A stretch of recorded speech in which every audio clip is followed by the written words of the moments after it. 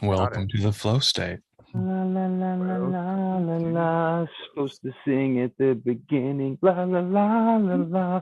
Everybody sing. La la la la La, la, la la, la la. la, Won't you la, come sing with me at got Welcome it. to the the flow Got it. state. beginning? La If la you la. come sing with me to the flow state, it's a love shack.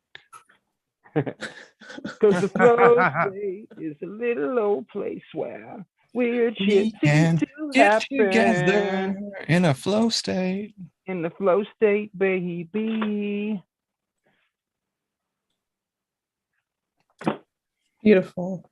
That was We one of the do most beautiful have intros. a drawing of names for participatory gifts on offer that we will be looking at.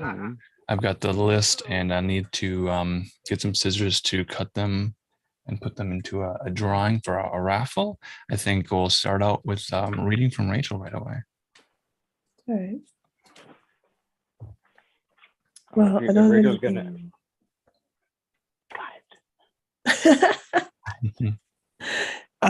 Well, I can No read. rush. I can definitely Only do more September, Mhm. or because it's summer, we can The read title some of the book does not need to doggerel. be revealed. Oh no, I will not reveal it. Only a few people have figured it out, and only a few people have asked, and I've answered correctly. I love it. That I think that your personal magic to me already appears so powerful that I think your strategy will work and it will prevent anything unseemly from happening to this wonderful media. I would seriously lose it. Like all of the Lord of the Rings fans that read the book and hated the movies, I'd be like that times 1,000 if it ever became a film. I would probably just Believe me, I completely lose understand. my I mean, mind. the movie. There's a movie. I mean, there's a book called Breakfast of Champions by my favorite Mhm. author, and they made it into a movie with Bruce Willis. And With I your did. favorite actor, Brucey Yeah. Boy. I mean, I don't hate Bruce Willis. I actually like Bruce Willis If quite a bit, Hollywood but wills it, they'll make a movie of it. I mean, he's a. If you guys didn't know, Bruce Willis is a harmonica player Mhm. and goes by Bruno. And but not in the movie. So Like fun. that's his real life. Like he can come play. Right. But yeah, I was just so utterly disappointed at how destroyed it was. And to me, it's kind of the same concept. And I'm presuming how you might feel, Rachel. So please correct me if I'm wrong. But what we have already found out about September and her friend, the Waverary. It's Mhm. not the right word, Yes. is it? We yeah, because he's a library. But you know, it would be very challenging somehow, even with all of the wonderful technology we have nowadays, to translate this out of fiction novel into any kind of visual presentation. Oh Like the yeah. visual presentation in my mind is so phenomenally good that I literally fiend for it. Like if you don't show up for 2 weeks, I'm like, oh man. Or if I miss a week, like like oh, did I miss a chapter? But so for them to screw that up, or even try their best and fail, even if they did pretty good, like an attaboy pat on the back, just like no, don't do it. And that's the same thing with Breakfast of Champions. I mean, if you've ever read any Kurt Vonnegut, he's not exactly like this picturesque writer who gives you all this character development and setting scene and set and setting and all that stuff. He does all this weird kind of slapstick one-liner humor and hardly develops his characters at all. So of course you can't make them they're not visual in the book. It doesn't Well, describe them. So how do you make the guy he's all these character traits that are implied in his quirky personality or in the tragedies that he's lived through, but you might have gotten, that he has a belly or dusty brown hair or something, but maybe not. I think famous Mr. Rosewater is described as having breath that smelled of roses and mustard gas. As Wizzy Nodwig says, what you see is not what you get. Wizzy's work can be found almost everywhere these days. Magic eye messages are on the walls of subway stations or in those silly envelopes they send checks in. If you're a teacher, watch those Pinto notebook covers. If you're a counter spy, give it up. The crazy pinhead might put a message anywhere. If you're an extraterrestrial, welcome. With Wizzy's help, we've created Magic Eye 2. Now you see it, but it's not what you think. Several of the 3D illusions in this new edition require, or at least deserve, a bit of explanation. Do they really, though? This is from 1994. Magic Eye 2. Now you see it as a book of illustrations. I remember. Hmm. A lot of people tell me that my art reminds them of Magic Eye. Yeah, those were fun. So I wonder now if the software from Anything Enterprises, has it been made public? Has it been duplicated in any way? Or have they attempted to make any new sort of Magic Eye things? And if you don't know what Magic Eye is, well, it's a pattern. And then I can show you in the back where they have these are kind of the answers. And here's one with a spider's web. Here's one with a horse and butterflies. The idea is the image on the page will jump out. It will project and you'll see it with your vision. No special goggles, no glasses required. It's a trick of the vision that creates depth in a piece of art. So I don't know if that technology that helps facilitate the production of this book is been shared at all. And I don't even know that they've made any new ones recently, but I would certainly like to see new Magic Eye art. Maybe Sean can discover the secret of that just by working with it. Yeah, that's what I was thinking was, if there needs to be more of it and it's kind of fallen out of favor, unless it's some kind of strictly defended patented technology, which I really doubt, it would be a hard thing for them to say, no one's allowed to do this but us, because we could figure it out and just do it. Well, we have Blender software, and Blender software allows you to create a 3D form, and then you can shade that with shadow and light. And then from there, you can create a tesseract pattern to go over it. And the way that the overlay interacts with the underlaid shadow three-dimensional object pattern, you could play with that in such a way that you would recreate a similar effect in your own unique way. Yeah, I think I'll do it. Now, the image that popped into my mind was to make a really big picture, like bigger than almost anything you'd ever seen as far as this category of stuff.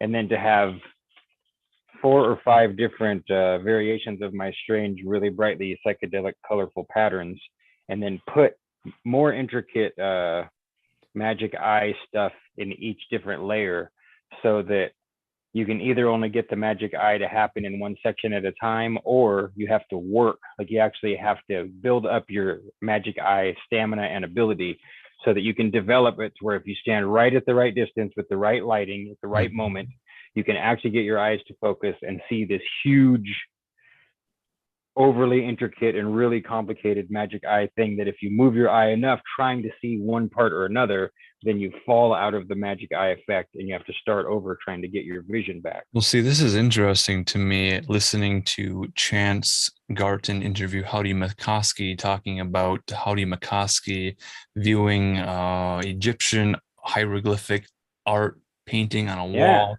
And he sees the first layer, and he continues to look into it, and he's thoughtfully pondering and meditating, and then he sees the painting behind it. So there's a painting behind the painting, and there's possibly a painting behind that. It's this holographic painting technique that he saw with his own eyes, and it's quite remarkable.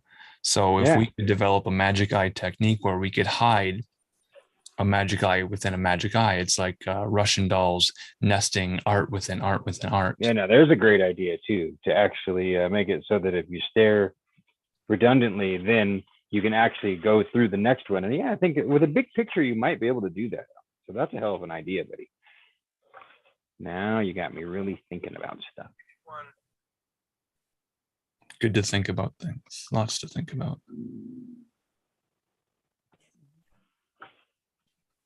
Have we set Rachel up Oh, for her? I was going to say also, I wanted you guys to know that, and this is kind of a secret. I mean, it's documented here and there, but I don't really expressly talk about it. But when I create my art, I actually do that eye softening and distancing effect a lot of the time, because it allows me to see things differently. It's like looking at it with my peripheral vision, or especially for particular color patterns. Like I'll hold the phone slightly away from my head and off to the left or right, or turn the screen so that it's not quite straight on.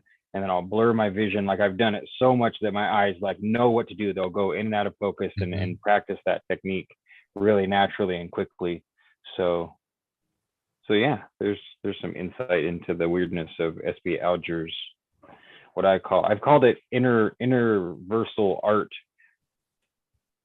No, maybe I didn't call it intervisionary is what the term I'd come up with, but because of our good friend Chance, instead I think of it as interversal art. That this is the interior landscape is what you're getting. My interior landscape looks like the art that I make.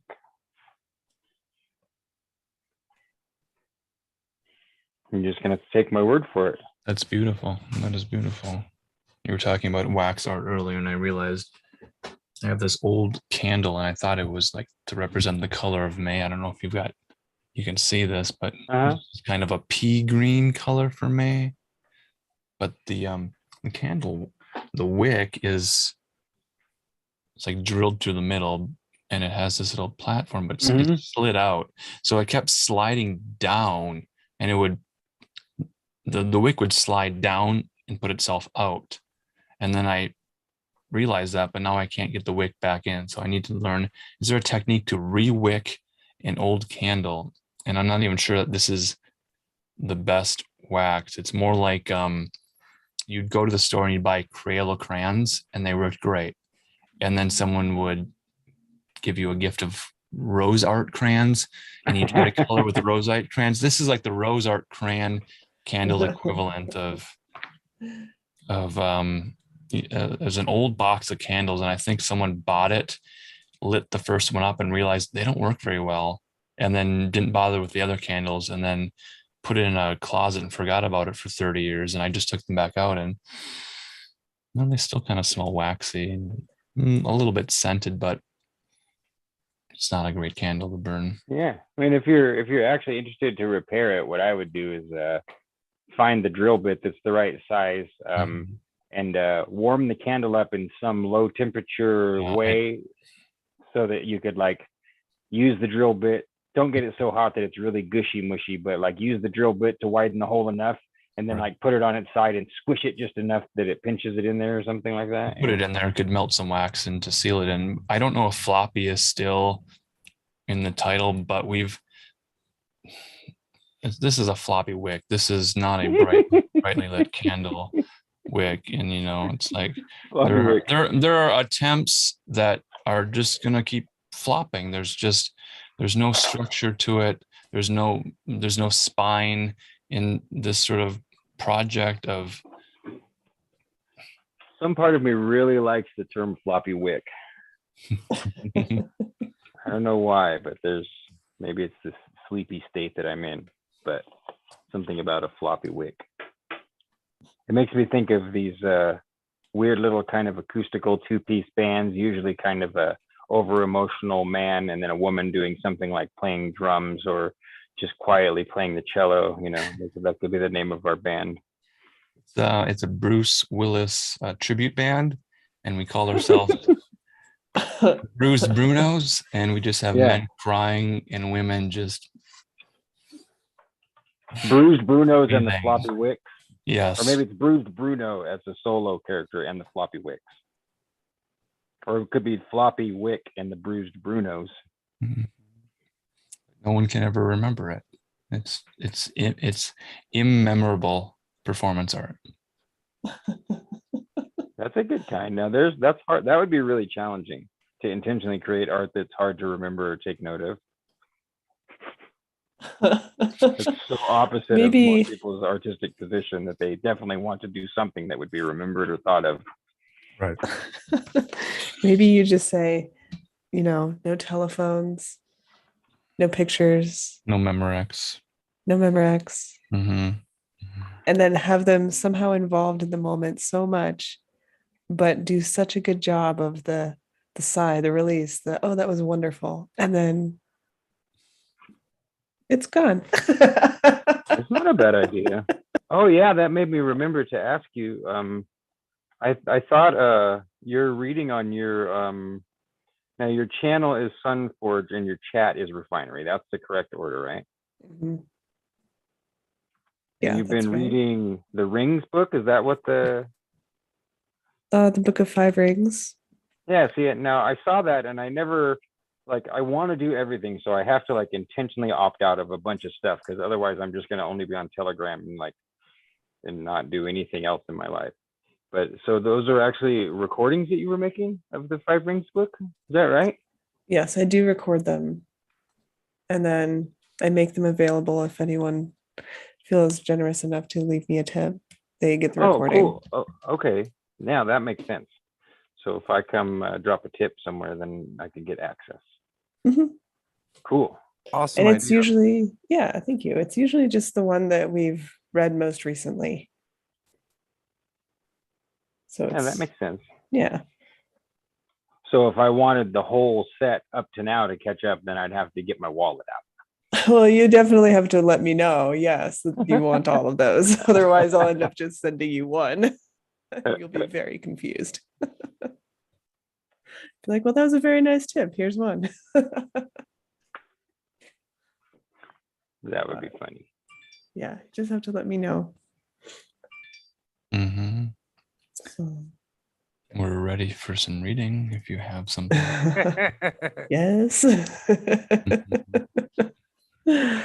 I have Alan's chapter itching to do- chapter All right, 9.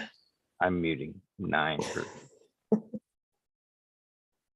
Saturday's story, in which a Waverary makes a sacrifice while September engages in wanton destruction of lobster cages and meets a new friend. We're off to a good start. Dazed, trembling, September stood out of the briary, led by the jaws of the panther. The flower door rustled closed behind her. A through L was gone. He hadn't waited for her. And of course, he hadn't waited. He had known she was weak and that she would give in as soon as the Marquess behaved kindly toward her. He had known her for a rotten, cowardly child. She cursed herself that she was not braver, not more clever. What is a child brought to fairyland for if not to thwart wicked rulers? Elle had known she wasn't good enough. September yanked her hand from the cat's mouth and knelt in the grass, staring through the growing tears. Good grief, sighed Iago. You oughtn't waste your time feeling sorry for yourself. I should have said no. A braver girl would have said no. An ill-tempered one. Temperament, you'll find, is highly dependent on time of day, weather, frequency of naps, and whether one has had enough to eat. The Marquess gets what she wants, little girl. There's no shame in being unable to defy her. The panther sniffed and scratched at his nose with a black paw. And precious little satisfaction in denying her. Well, do I know.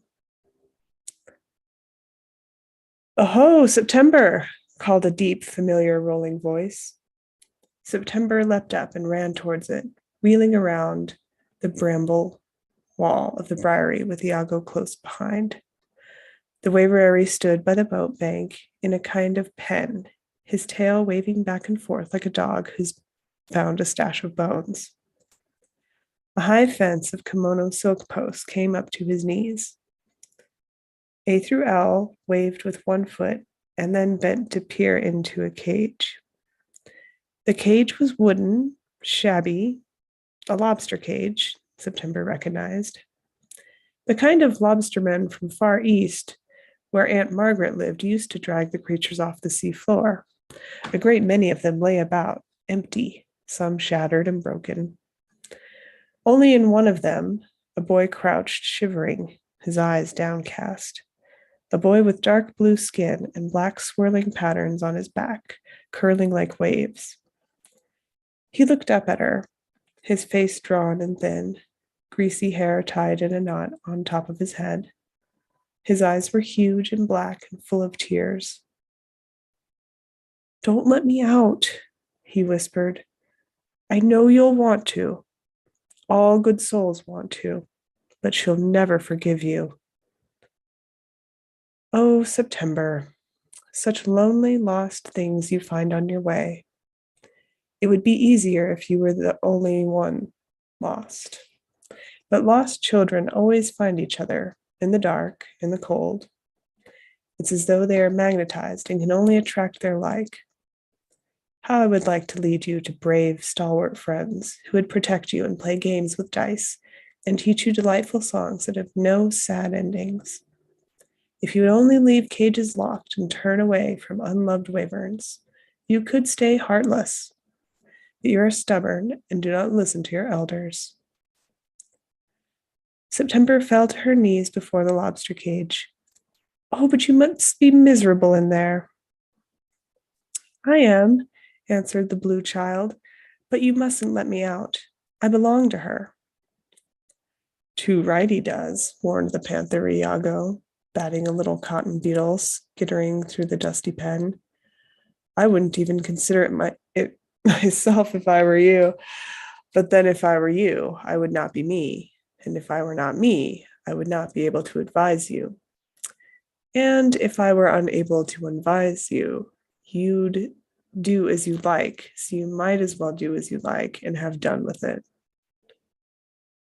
"Well," September said slowly, burning to defy the Marquess in something, anything, and make up for her weakness in the briary. "The spoon belonged to her too, until a few minutes ago. I'm different. I'm a married." September looked blank. The boy sighed, his tattooed shoulders slumping as if he always suspected the world would be a disappointment. "Do you know what jinn are?" sighed Iago dramatically, as if he could not begin to hear her ignorance. September shook her head. "Like genies," popped up the Waverly, delighted that he could be helpful. "As jinn begin with D, they grant wishes and wreck things, but mostly grant wishes." "Well, he's like a jinn, which is like a genie, like he said." "Only I'm not," said the boy. "I'm a married. Jinn are born in the air. They live in the air. They die in the air. They eat cloud cakes and storm roast and drink lightning beer. Marids live in the sea. They're born in the sea. They die in the sea.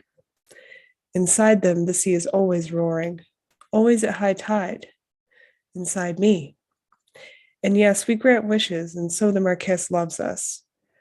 She has her own burly magic, angry and old, but in the end, she knows that she is safe even if magic should fail, for she has her merits. We can be made to parcel out her will in wishes." "Why don't you just wish your way out of the cage?" asked September very sensibly. "It doesn't work like that. I can only grant wishes if I am defeated in battle, if I am hurt nearly to death. I cannot change the rules. When she needs one of us, she beckons. She gives us wooden swords. She is at least sporting." "Oh, that's ghastly," breathed September. "She sends the little black cat after us to the far north where we live. He pounced on my mother, Rabob, and held her still while her fishermen closed me up in a cage. I was small. I could not help her. I wished as hard as I could, but I cannot wrestle myself. I owned a scimitar of frozen salt, and I slashed at the cat with it, but he seized it in his jaws and splintered it, and I shall never see it again, or my mother, or my sisters, or my beautiful, lonely sea, which is so far off I cannot even hear her breathing. Iago licked his paw and looked mildly at September. Go on, little human, his gaze seemed to say. Tell me I'm wicked. But I've heard of Rabob, said September suddenly. I saw her on the newsreel, and she's so young. She's just been married. The boy fidgeted. Marrieds are not like others. Our lives are deep like the sea. We flow in all directions. Everything happens at once, all on top of each other, from the sea floor to the surface. My mother knew it was time to marry because her children had begun to disappear, one wandering about, grinning at the moon. It's complicated. A married might meet her son when she is only 12 and he is 24 and spend years searching the deeps for the mate who looks like him, the right mate, the only one who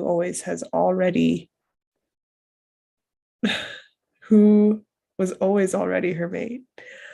My mother found Giath because he had my eyes. That sounds confusing. Only if you're not a married.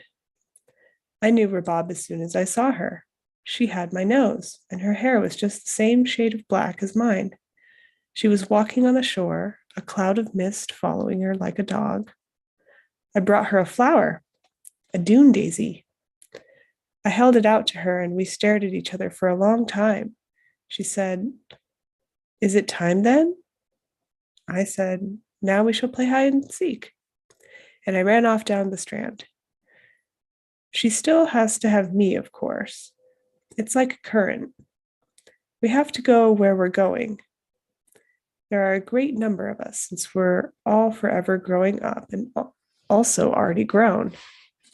As many as sparkles in the sea.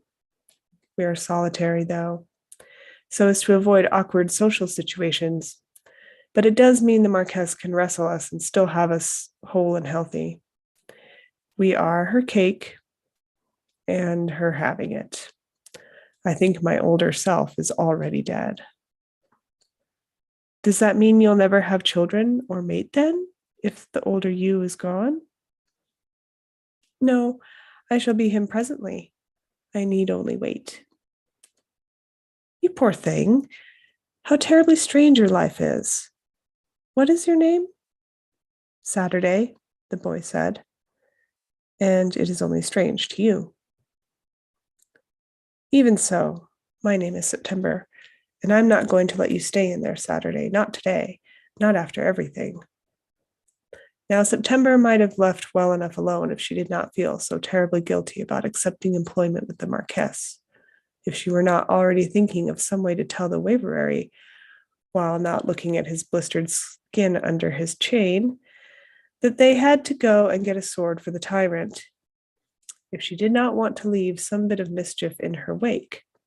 She took a step back, drew the spoon out of her sash, and with a great swing that nearly whacked into Elle's kneecap behind her, she brought the spoon crashing down on the cage's lock. Splinters of lobster cage flew in most satisfying fashion. Saturday crouched back like a hound, certain the dog catcher's just around the corner. September reached out her hand. The blue boy hesitated. Will you beat me if I say no? He whispered fearfully. September thought she might cry. Oh dear. Not all the world is like that. Well, I'm not like that. The boy took her hand after all. It was heavier than she expected, as though he were made of sea stone. September was struck by how dark his eyes were, how wide in his thin face. It was like looking into the darkest possible sea, with strange fish at the bottom of it. He stared at her, silent and wild. I suppose you fancy yourself brave now, A knight? Iago growled. Saturday, said September, ignoring the panther. She held the mare gently around the shoulders. Do you think if I wanted to, could I wish us all away from here and somewhere with a warm fire and cider for you and food for all of us and safe harbor and just everything. I told you. No, I know, but we could just pretend to wrestle and you could give in. That would be all right, wouldn't it? Saturday straightened a little. He was taller than September, but not by much. The looping black patterns on his skin made whirlpools on his skinny chest. He wore some sort of sealskin trousers, torn at the knees, worn at the cuffs. I cannot cheat. I cannot pretend. And even now I'm strong. I must be made to submit. Like the sea, my grandmother, I cannot be changed. I can only be mastered. His shoulders slumped. But I would rather be gentle and loved and never wish for anything, ever. Oh, I'm sorry. I didn't mean to offend you. I'm not offended. I'm sorry for you. You will be punished for freeing me. The cat will eat you, probably, or me, or both of us. He's very hungry most of the time. He cannot eat Elle. Elle will whack him if he tries, I'm sure, and possibly roast him. Come with us Saturday. Come away from pandemonium into the forest, into the wild places where she does not want to go. I'm not very tall, but I have a spoon and a scepter, and I'll protect you if I can. The panther Iago regarded them in a vaguely bored way. But I'd hoped you'd stay for luncheon, he purred. I would have laid my head on your lap. Thank you kindly, but I don't think I'd like that, said September brightly. You're stealing her merid, the cat said tonelessly. Do you want one of her cannons too? They're about the same. Stupid, dangerous, and useful. He doesn't belong to her. Well, he certainly does, Iago grinned. His pink tongue flopped out between sharp teeth. But I won't tell. Iago won't. No. Why wouldn't you? She's your mistress. Because I'm a cat. A big one. The panther of rough storms, in fact. But still a cat. If there's a saucer of milk to spill, I'd rather spill it than let it lie. If my mistress grows absent-minded and leaves a ball of yarn about, I'll bat it between my paws and unravel it. Because it's fun. Because it's what cats do best. He tried to smile, but his teeth got in the way. If I have a mind, I could help it. I could help. After all, it wouldn't be much more efficient, more modern, if you could fly to your destination instead of walking all the way. Being a lieutenant has its small pleasures, very small sometimes. I could grant special dispensation to your waverary and remove his chains. Temporarily, of course. She would approve of that. E through L slowly sat back on his haunches, sending up a cloud of dust. I could fly? Really fly? Like when I was small? Iago rolled his eyes. Yes, like when you were small. Like when you were a wee lizard with nary a care in the world, licking your eyeballs and sucking crow's eggs. Just like life was in the distant Eden of your scaly, wormy youth. How wonderful it will be, I'm sure. Shall I remove them for you? Elle looked down at his chains. With his claws, he lifted them in awe and let them fall against his hide. Several times he opened his mouth to speak, but was overcome. Once and only once he allowed himself to look into the forbidden sky, and at last he shook his great head, the sun glinting on his horns. I can't, he said wretchedly. Not while my sister M through S can't fly. Not while my brother T through Z can't. Not while my mother wanders on foot. The Marquess is splendid. Oh, she's so splendid. If she could appear right this second, I would abase myself in gratitude. But I cannot take her benefits? I cannot bargain for my own joy alone. No one else gets to fly. Why should I? I'm not special or worthy.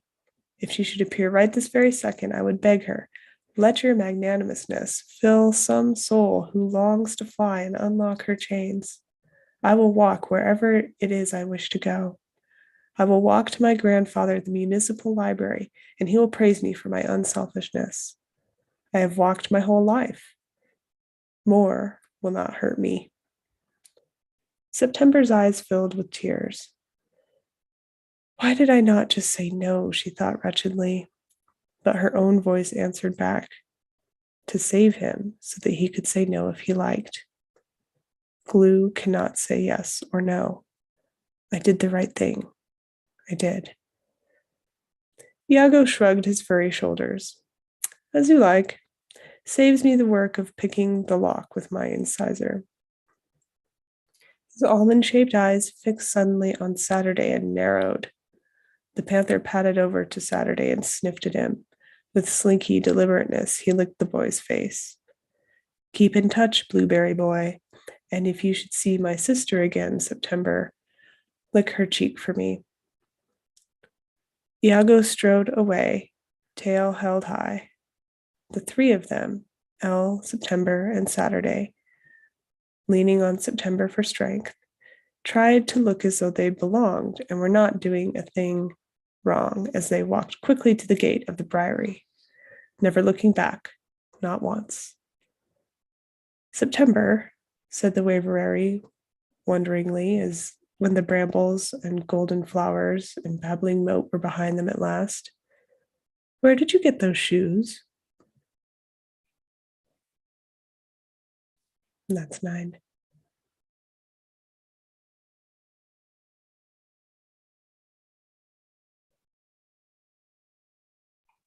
Woohoo! Thank you. I do love this story very, very much. I can read another chapter if you want. If anybody's up for it. Only if you want to. I mean, of course, I would sit and listen to you read as many as you saw fit, but only if you really are okay with it. Yeah, I just have to grab some water. Just hold on 1 second. You can have my polar seltzer. Why not? I never thought of that. It's like Mario seltzer, polar seltzer. Try polar seltzer, brought to you tonight by Symbolic Studies and Michelle's Healing Home. Way better than solar seltzer. That stuff tastes like hot crap. Can you guys hear me? Yes. Mhm. Okay. Dude, I forgot, SB, I had the weirdest dream and you were in it. And it was about Oh. your clay figures. Oh, weird. Yeah. Cool. So you Well, made a bunch and they like came to life. And then you got really famous for making a TV show about it. And then like it was billboards of you everywhere and your weird like clay figures and how deformed they all look. And people were disturbed by it. And other people were like, no, it's just art. And that's all I remember.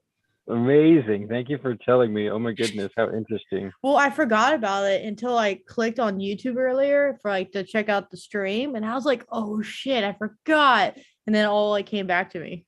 Nice. I think it was like 2 days ago, a day ago. Well, you are welcome to also appear in my dreams. I'll be looking for you now. All right, cool. That's funny I even remembered that. That's why isn't this tying? I like that. So What how's are you things making? going? What happened? What are you When- making? It's a clay pot when I'm just tying the strings and beads on it so I can put a plant in it later. Oh, cool. Yeah, I'm gonna paint it right now. Just trying to do this awful string. I should have bought better ones. Nice.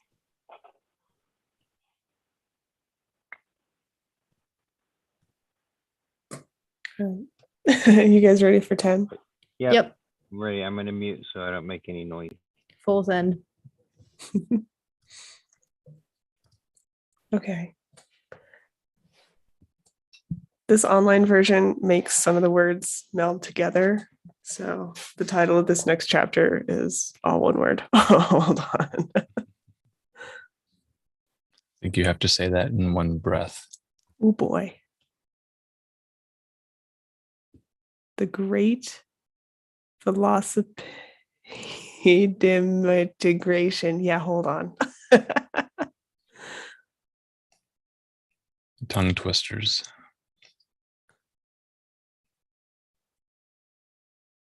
The great velocipede emigration. Okay. In which September the Waverary and Saturday leave Pandemonium and make their way across Fairyland by means of several large bicycles. Well, said A through L, sniffing hugely through his scarlet nostrils, we'd better be on our way. Autumn begins with A, you know. The provinces are very far away. September stopped in a shadowy alley. On one side of the street rose the toasty brown woolen wall of a bakery. On the other, the gold lamb of a bank. A switch point on the corner readied its hands, flexing and cracking its 100 bronze fingers. Elle, aren't you ashamed of me? Cried September miserably. Aren't you going to tell me that I'm awful? The Waverary scrunched up his face uncomfortably and hurried on. Do you remember where I found you? By the sea? Well, the autumn provinces are all the way over there by the other sea, and on the other side of Fairyland. If I ran dead fast, stopping only to nap and drink, I might make it in something like good time. But you wouldn't. You'd fly right off or break your bones on my spine as I bounced you. Elle, I'm working for the Marquess. I didn't even stand up to her a little bit. I met the villain. Surely, it's obvious she's a villain, and wasn't brave. I wasn't. Elle nuzzled her gently with his enormous head. Well, no one expected you to, love. She's a queen, and queens have to be obeyed. And even the very bravest aren't brave at all when a queen tells them they ought to do something. When the lions came to put on my chains, I just sort of lay there and cried. At least you stood on your feet, wee as they are. You said no once. That's more than I have ever done. And for me, to save me, a silly half-library lizard. What kind of friend would I be if I scolded you for saving me? He made a little weird, wild sound deep in his throat, something like gork. When I am weak, when I am poorly, I cannot bear to be scolded. But if it will make you feel loved, I will scold you right proper. I will. And you broke my cage, added Saturday. You didn't have to. His voice was strange and slushing, as if a crashing wave had stood up and asked after tea. The Marquess likes it best when you don't want to do as she says, but you have to do it anyway. That's like a big bowl of soft cream and jam to her. Besides, what's the difference, really, between fetching a spoon for the witch and fetching a sword for the Marquess? Not much, I'd say. September thought about it. I suppose it's because I offered to get Goodbye's spoon for her. I wanted to do it, to make her happy and to do something grand so that maybe I could be a little grand too. But the Marquess demanded that I do it. And then she said she'd kill you if I didn't. And me if I didn't do it fast enough. That's not the same thing at all.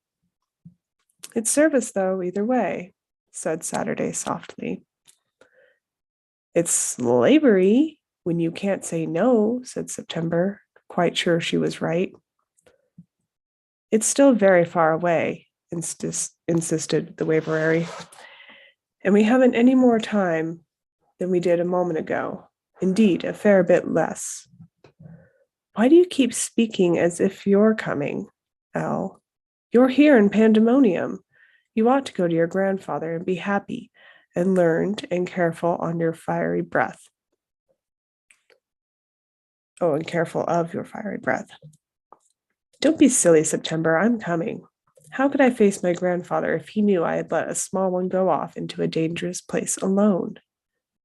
Not alone, whispered Saturday. How much more lovely would it be to enter the library with laurels, having accomplished a great deed involving a sword? My grandfather must have hundreds of books praising the deeds of such knights. And we shall be knights, all three of us, and not punished at all. September looked dubiously at him. She neatly tucked her long dark hair behind her ears.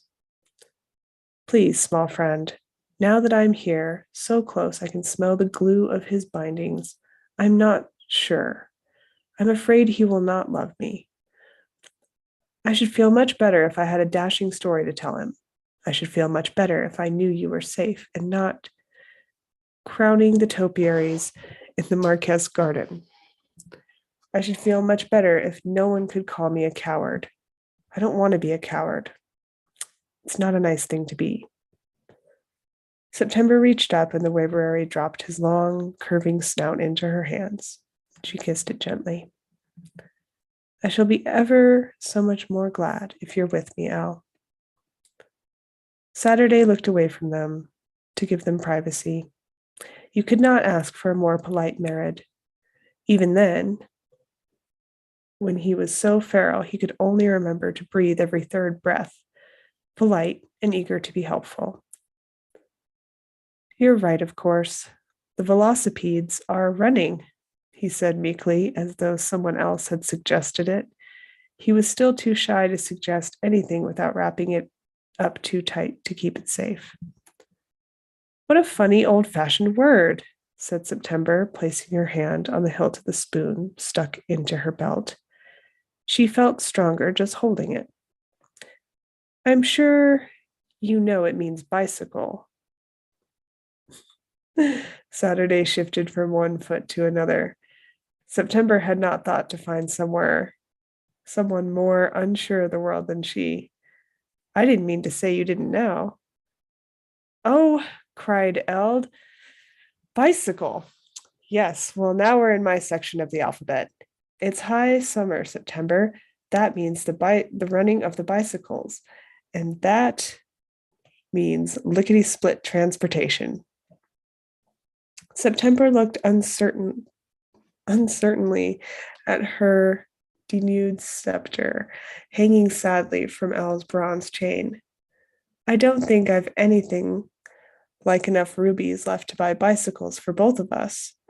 Psh, we don't buy, we catch. September, the bicycle herds. Well, I suppose they're called volaries, not herds. Right, Saturday? Volaries. Anyhow, their migration path runs through the meadow flats just east of the city, and if we're lucky and have a bit of rope with us, we can hitch on with them all the way to the provinces, or nearly all the way. It's difficult. They're wild beasts, you know. And if I run just as hard as I can, I shall be able to keep up with you, and no one's bones need be smashed or jangled. It goes without saying, I think, that it would be a bit ridiculous for me to ride a high wheel, even a big, brawny bull. Let us go now, right away. I shouldn't want to miss it. We should feel much chagrined and stuck. September, pleaded Saturday, his blue eyes growing wider and darker. I have to eat. If I don't eat, I will fall soon and not ever get up. Oh, how rude of me. September had forgotten her own hunger with all the excitement, but now it was back and all the more insistent. And so, quite without thinking about it, September spent the last of her chipped rubies at the public house called the Toad and Tabernacle, where the tables and chairs and walls were deep black widow's weeds, and milky yellow light from the silken candelabra made Saturday's skin appear just as black as the ceiling. Salt, whispered the boy regretfully. I need salt and stone. Is that really what you eat? September wrinkled her nose. Saturday drooped in shame. It's what the sea eats. When I've been starved, no other food will sustain me. When I'm well, I shall have goosefoot tarts and hawthorn custard with you, I'm sure. I didn't mean to hurt your feelings. Please, you mustn't slump so. Besides, I'm not certain I can eat anything here. It's all sure to be fairy food, and I think I've been reasonable enough about that so far. And safe.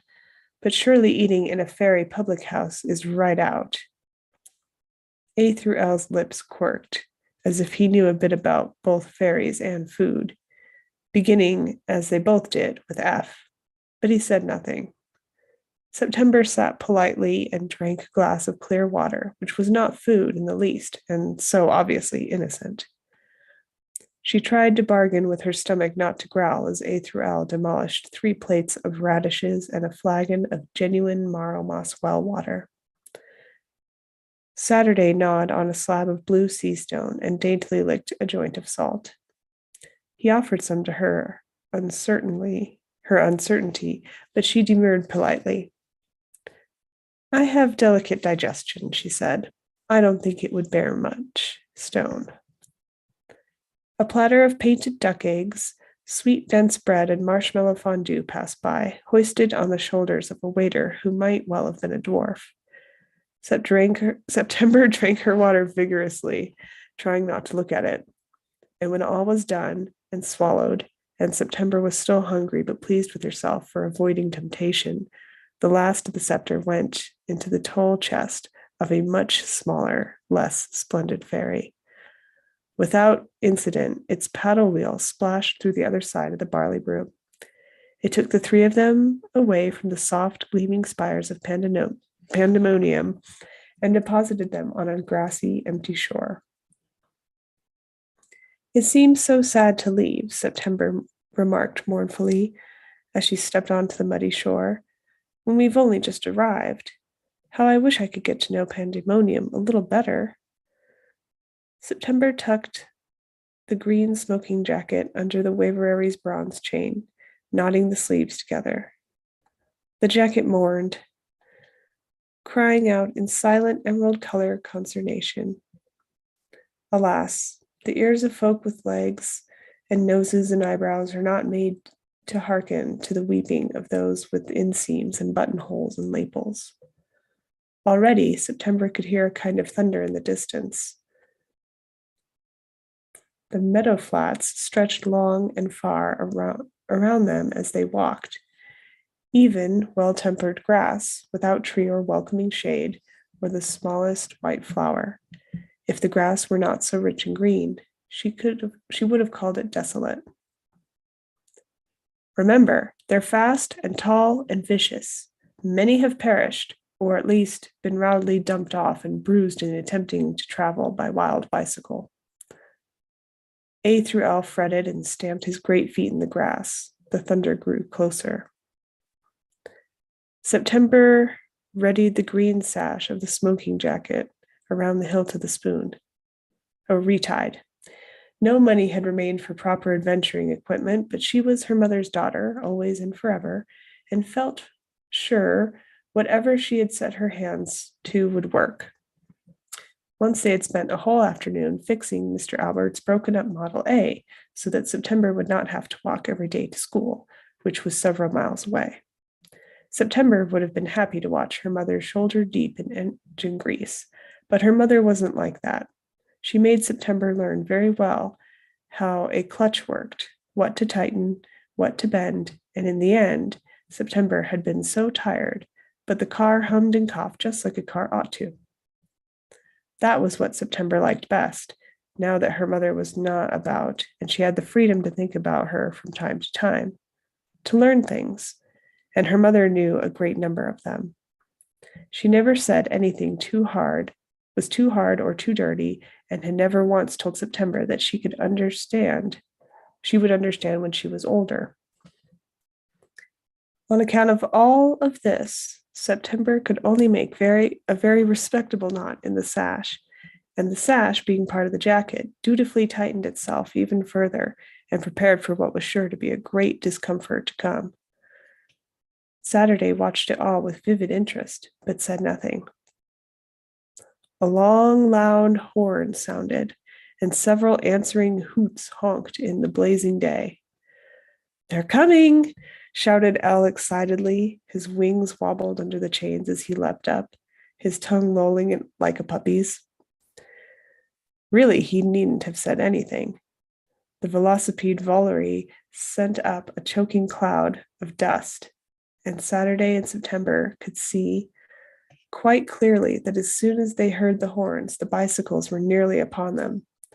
A great throng of old-fashioned high wheels, the wheel in the front enormous, the wheel behind tiny, though tiny in this case meant somewhat larger than Saturday's whole body.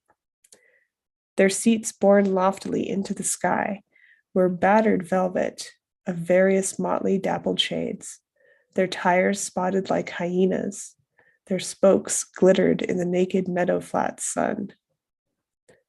"Hold on to me, Saturday," yelled September. He tucked his arms around her waist, and again she was struck by how heavy he was, when he seemed to be so small.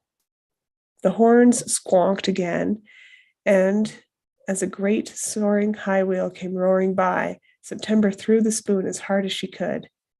It flew far and true, and she clutched the end of the sash, which extended much farther than you might think. So eager was the sash to please its mistress. The spoon tangled in the spokes of the large wheel, and they shot into the air, turning out of the wheel, the turning of the wheel pulling them forward. Saturday shut his eyes, but September did not. She laughed as she flew nearer and nearer to the broad speckled orange and black seat. She reached out to catch it and just caught her fingers in the copper springs beneath. Her knees banged against the tire and burned against the spinning, bloody and painful, but still, September scrambled up as best she could. "September, I can't," Saturday called after her, his blue face contorted with fear and strain as he tried to hold on to her, but slipped more and more each minute until he was only barely clutching her ankle. "I'll fall." September tried to raise her leg and pull him up, but she could not fight the jostling and honking of the velocipedes as it angrily tried to dislodge its would-be rider. She hooked her elbow around the musky-smelling seat and reached down as far as she could, her fingers stretching to their limit to catch him. It was not enough. He could not get a hold, and he was so terribly, awfully heavy. September cried out wordlessly as the high wheel reared up, determined to dash her bones against the meadow. Saturday fell. He did not shriek. He just looked at September as she rushed upward away from him, his dark eyes terribly sad and sorry. September screamed for him, and the honking horde seemed to laugh in wild victory. At least one child they could trample underfoot. But Elle came thumping up behind them, his powerful legs knocking weaker, younger velocipedes aside.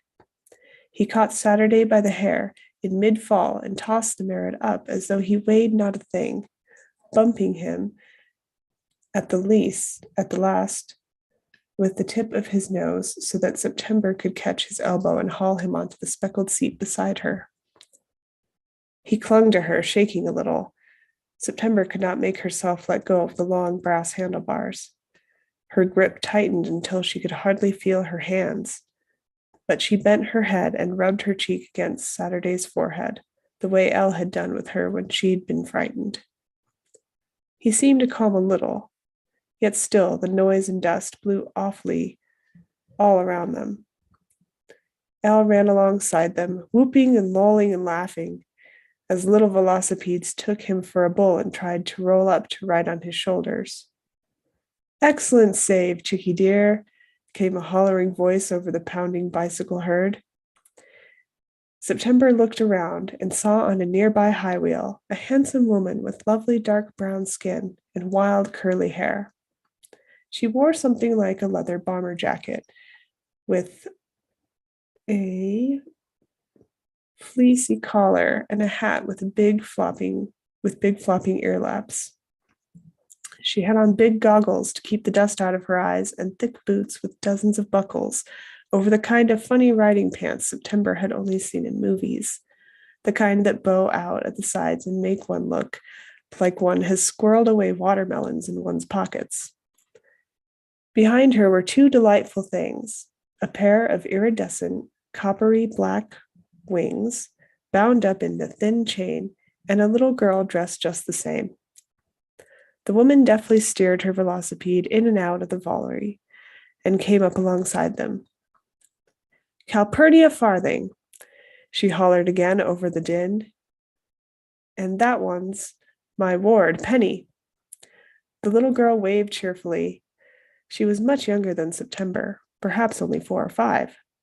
Her blue-black hair stuck out in tangled pigtails, and she wore a necklace of several bicycle chains, which left her neck quite greasy.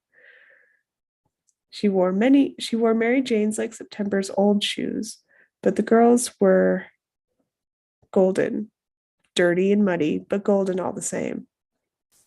Hello, answered September, barely holding on. You'll get used to it. Gets to be pretty natural after a while, the banging in Bedlam.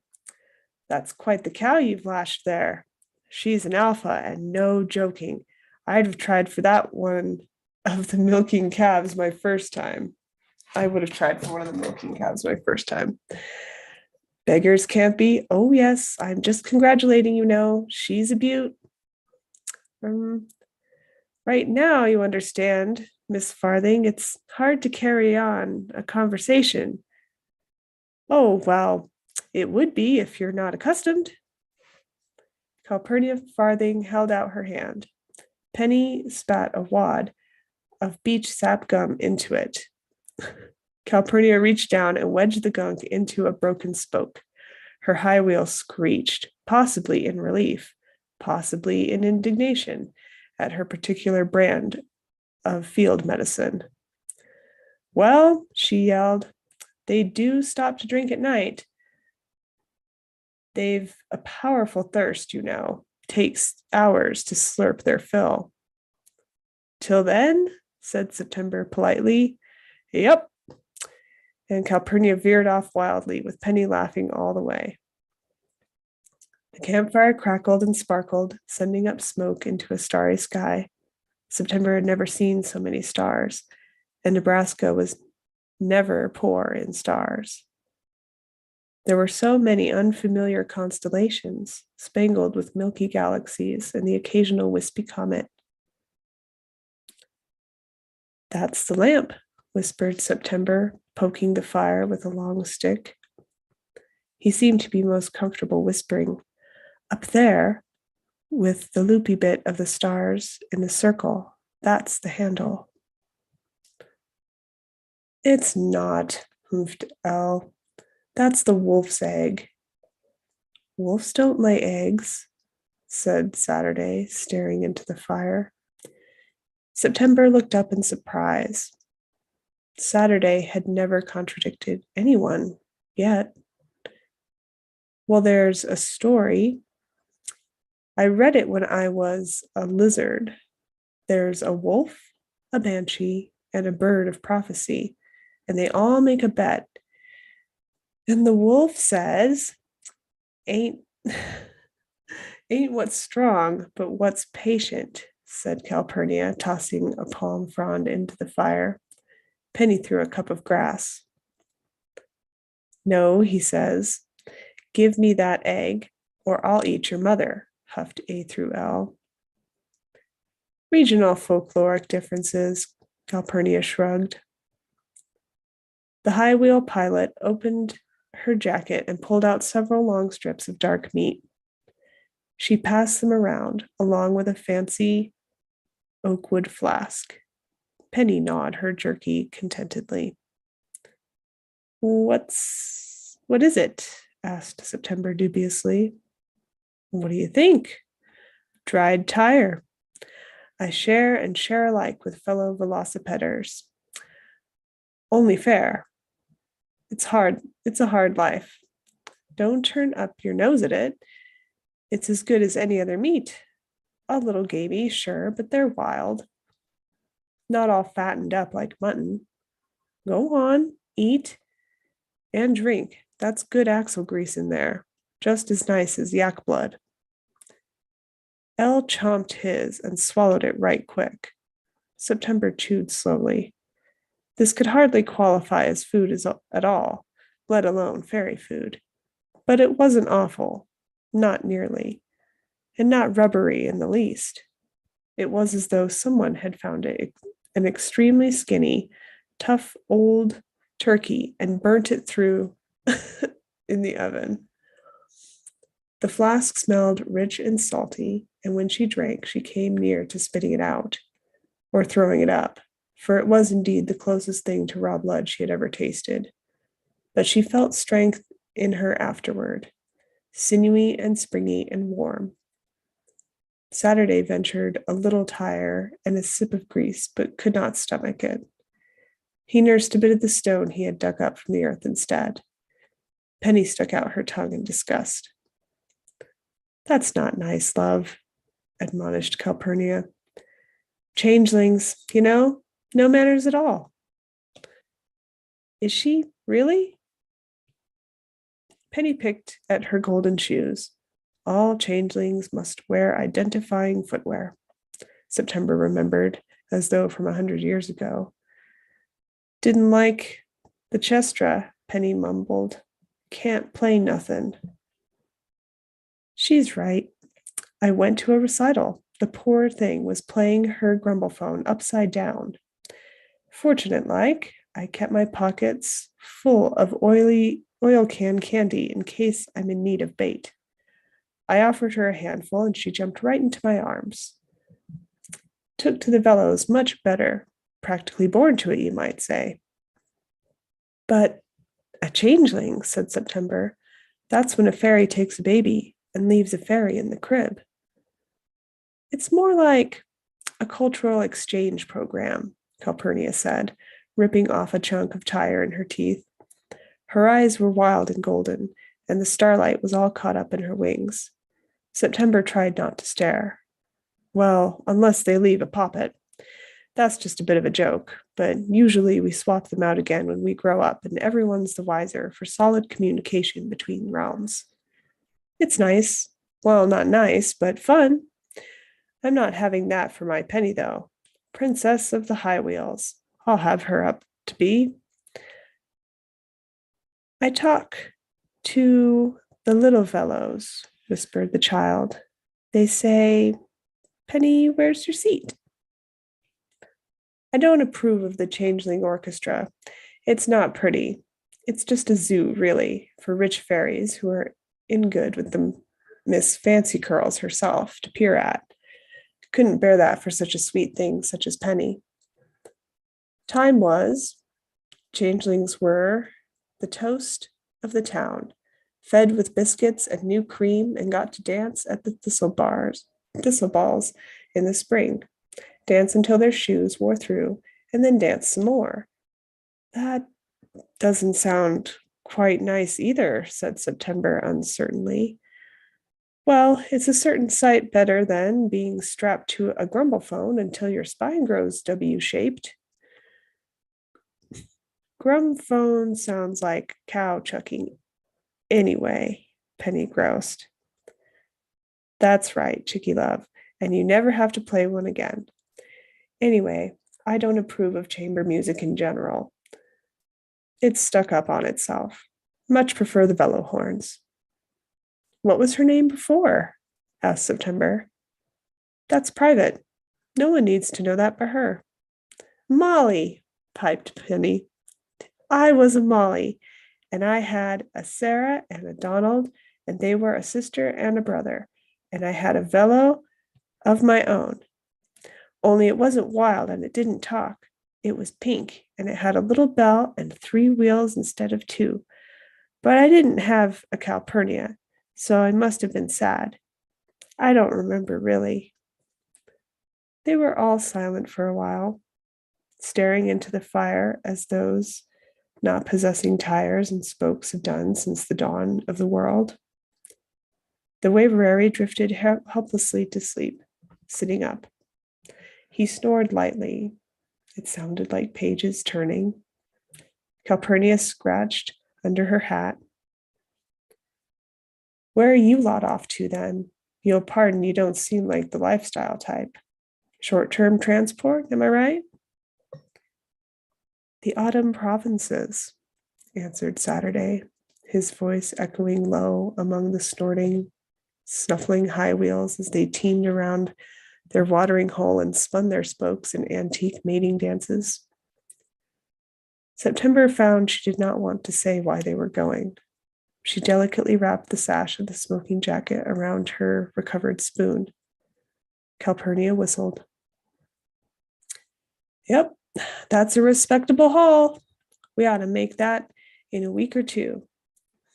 Hope you brought comfortables of your own. A week or two, cried September. But that's not fast enough. We need to get there and back in 7 days. Penny giggled. Can't do it.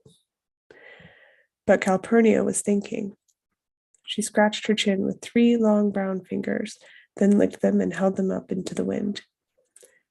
Aye, but we might, if you think you can handle your alpha. I don't like to do it, but I'm not so dense as to miss that you're running hard, and that almost always means there's a beast behind you. September nodded miserably. Well, a velo is a lazy thing in the end. They don't like to go fast as they can go. It suits them just as well to roll along leisurely like. This is the great migration. They're all homebound, to the spoke nests, to mate and die. Some of them feel the mating drive stronger than others. Some only feel the dying drive. Makes them lag. But if you and I apply a bit of encouragement, they'll bear down on the road like it's dinner. And by encouragement, I mean whipping, of course. And I know it's not civilized, and I cringe to think of it, but sometimes with steeds, it's all you can do. Don't want to whip my velos, Penny whimpered. They forget, Chickie. They'll all forget. No, they won't. They'll whisper, that Penny, she's naughty and nasty. Penny, you don't have to do a thing, said Saturday gently, who knew a thing or two about whipping. But Saturday, we've so little time. Saturday looked at September for a moment, his expression, as always, unreadable. Then he leaned over and rubbed his cheek against her forehead just as she had done to him. The Merrid got up and walked away from the fire into the dark and wavering grass and the voliere of snorting, spinning velocipedes. Is he yours, then? Calpurnia asked, draining her wooden flask with relish. She spat into her goggles and rubbed them clean with her fingers. Mine? No, he's his own. Calpurnia grunted doubtfully and squinted at the dark. Miss Farthing, may I ask you a question? How can I deny such a nicely wrapped request? Are you helping us because you want to, because you like us, because you're friendly and good-hearted, or because the Marquess wants you to be nice, because she'll greenlist you if you're not? Calpurnia Farthing looked long and deep into September's eyes. She felt as though she was naked again, as she had been in the bathhouse. The fairy's golden gaze seemed heavy and hot. What makes you think I'm not already greenlisted, girl? Do you think taking a changeling out of the orchestra comes at no price at all? She tugged on the flaps of her hat. If it will make you feel better, I can lead you to a pit in the forest or steal your breath or whatever it is I might, and I'm not admitting to anything, have done in my profligate youth.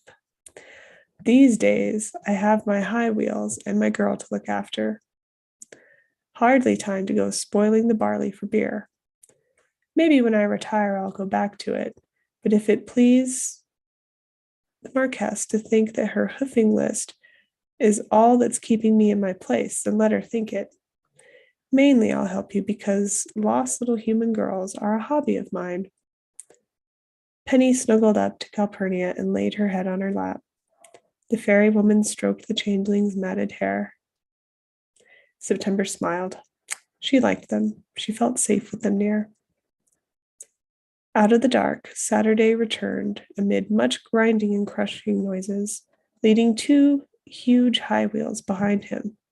They rolled along docilely, each leaning in to nuzzle the other's handlebars occasionally. They'll take us as fast as they can, faster even, said Saturday firmly. They're ready to go home. They don't want to wait. They'll leave right now if we want. They've drunk their fill. Hey, only I talked to them, said Penny, hands on her little hips. Saturday shook his head and crouched next to her, his wild blue hair catching the firelight and blazing orange. There's not a creature living that doesn't have wishes, Penny, and I can always hear wishing, even the very quietest kind. The Merritt stood up. No whipping, he said softly, almost embarrassed. Not ever. Not even if the whipping would make them do your will as fast as blinking. Especially if. Calpurnia Farthing held out her hand. Saturday shook it. Thought better, and then kissed it in a very courtly way. I said I didn't like to whip anyone. They'd have forgiven me. Probably not you, but me they would have loved again. I know, whispered Saturday. Calpurnia slapped her thigh. Let's be off then. I'll see you to the edge of the equinox. Leastways I can do for such raw wheelers as yourselves. Into the silver-spangled night, two great bicycles rolled silently, bearing them all into the dark, so swift the moon never saw them go. A through L ran beside them, his tongue clamped between his teeth, willing his legs to pump faster. Calpurnia, said September when they had left the last ruddy light of the campfire behind them. I thought fairies danced in reels together and had big families. Yep, we do. And why are you alone? And Charlie Crabcrunch, too. Where has everyone gone? Calpurnia turned her face away. Her wings fluttered weakly under their iron chain, and September could see where red hives had boiled up under the metal. It's the iron, she thought. Fairies are allergic. When Calpurnia Farthing, queen of the velocipedes, looked out across the flats again, her face was streaked with silent, stubborn tears. End of 10.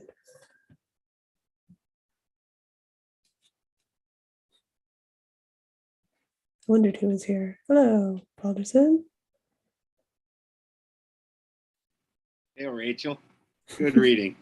Thanks. That was beautiful reading. I hope it made sense. I feel like it got a little crazy when they jumped on the bicycles. It's such a fantastic story.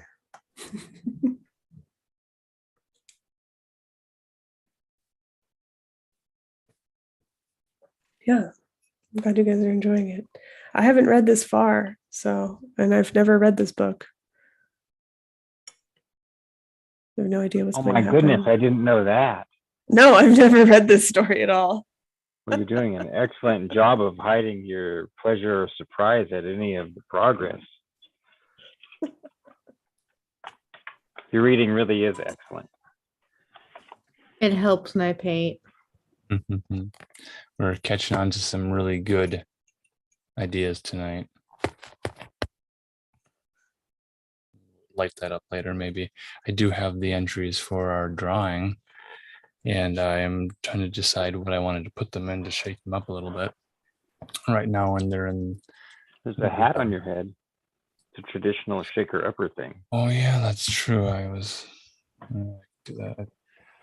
I didn't find my scissors, so I was going through all my drawers and digging up all the stuff that should have just been left in those drawers. I found some puka shell necklaces that are just painful to wear. Don't know why anyone would wear them. I got the panda hat. Well, that would work. Got all the entries here. Yeah. Transfer the entries from the drawing here.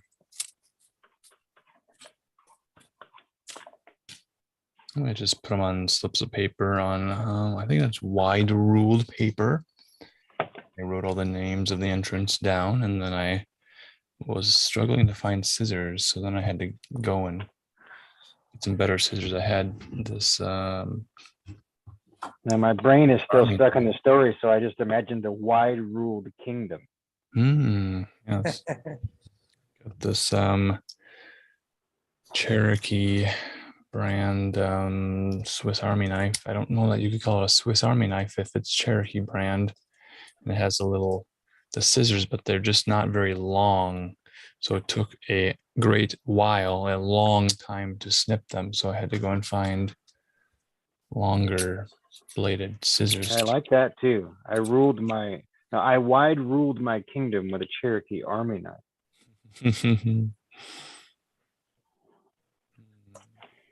Indeed. So we've ran a drawing while we were accepting entries for people who participated and made bingo boards and or participated. So I have a list of names in a panda hat, kind of shaking it up now. We could draw a name now, or we could draw a name later. Perhaps we might want to refresh our minds as to what is in the bingo prize pool. We've been including those items in the Telegram chat using the hashtag bingo prize or prize pool or something to that effect. So a lot of different producers have put in prizes into the prize pool. And the way this works is if your name is drawn, we might draw 1 or 2 names tonight. If your name is drawn and you are declared a very important person to select a gift from the prize pool, then you can contact us and choose a prize. Some of them could be delivered to a home address. Some of them could be delivered digitally. It's up to you to decide what prize that you want to choose. Can we get a drum roll, please?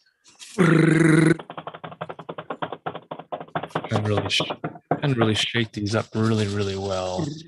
You can pour them into the filter of the dunce cap. You get the dunce cap, you pour them in. Really kind of shake them up, and I guess I'll shake them up, and I can probably pull one out from the bottom. This is kind of my cornucopia tonight. My paper cornucopia here.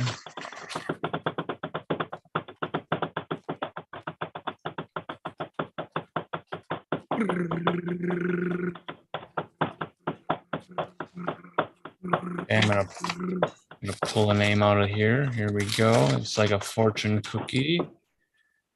See, I got one here, and the name is via Twitter.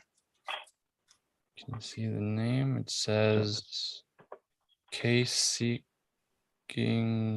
Truth from Twitter. At K Seeking Truth on Twitter. At K Seeking Truth on Twitter. Congratulations at K Seeking Truth on Twitter. You are the first winner of the prize drawing for bingo participants on this evening's episode of FlowState, presented by Jim Maiden via his Weaving Spiders Welcome YouTube channel. Fantastic. It is. Thank you for joining us and participating with us, K Seeking Truth on Twitter. Yeah, and Kay wins her prize no matter what, right? She's been drawn as long as she finds some way to contact us, or we reach out and let her know, and she wants the prize. Correct. The winner. Correct. We have announced the winner. We'll post it in the different platforms. I can tag her on Twitter. Tweet. Yeah. Yep. We'll respond to the tweet and say congratulations, you've won, and contact. You can send me a DM on. Now, is there any underscores or anything like that? I could tag her right now. Actually, you want to hold her name up to the screen, Alan? You have a piece of paper still? Yeah. Let me just I can bring that tweet up in a moment. I'll have it ready to screen share with the bingo board. I just meant that if you held up your piece of paper so that you could see your face and your hands with the paper. Oh, I don't know if it'll show. Yeah, I was going to go like, oh, come on. Yeah. Feature Alan, not me. There we go. Like that. Okay. And then if I do that. Headphones, kitty. Then go like. KSEEKING. Now I just screen captured it so I can add that to a tweet with immediacy here. Yep, I can bring that up. I'll find the tweet. Sweet. Let's see. So yeah, if you want to, you're going to bring up the tweet and share it and tag me, and then I'll share it again with the screen capture and announce that she's won. You want to do it that way?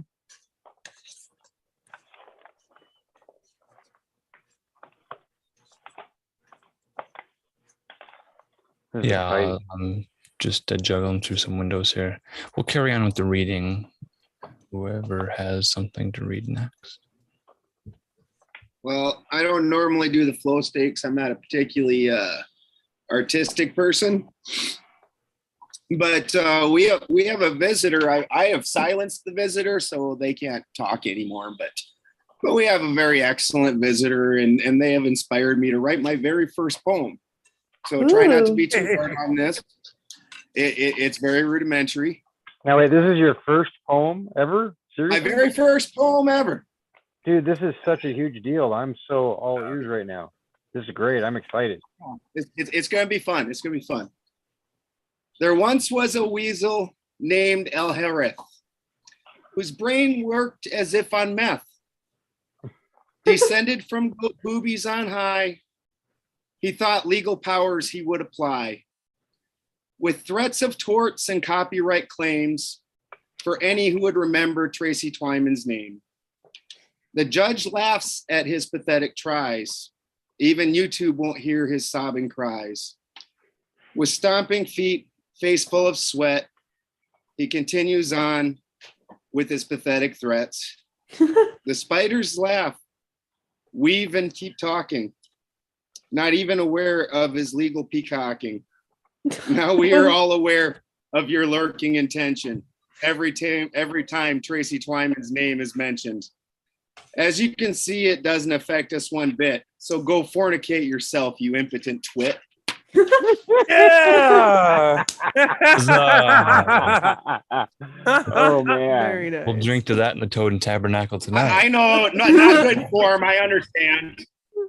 It's Oh, it's my beautiful. first try. I'm sorry. We're gonna put some like beats behind that. It's gonna be sick. I Oh, yeah, no, almost we would could like to definitely sample unsilence that you out. so you could tell me how you thought my poem went there, buddy. But The comments are still open and available.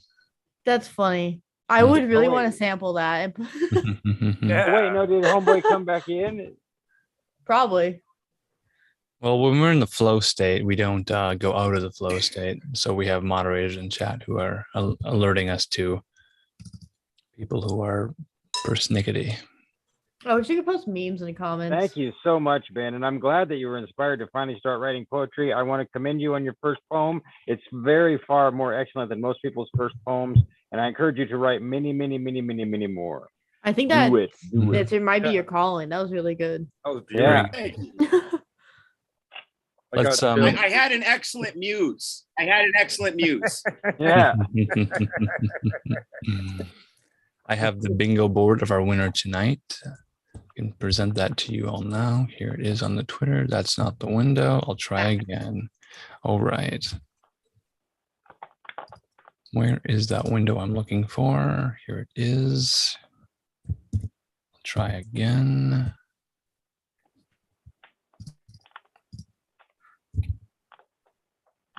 Okay.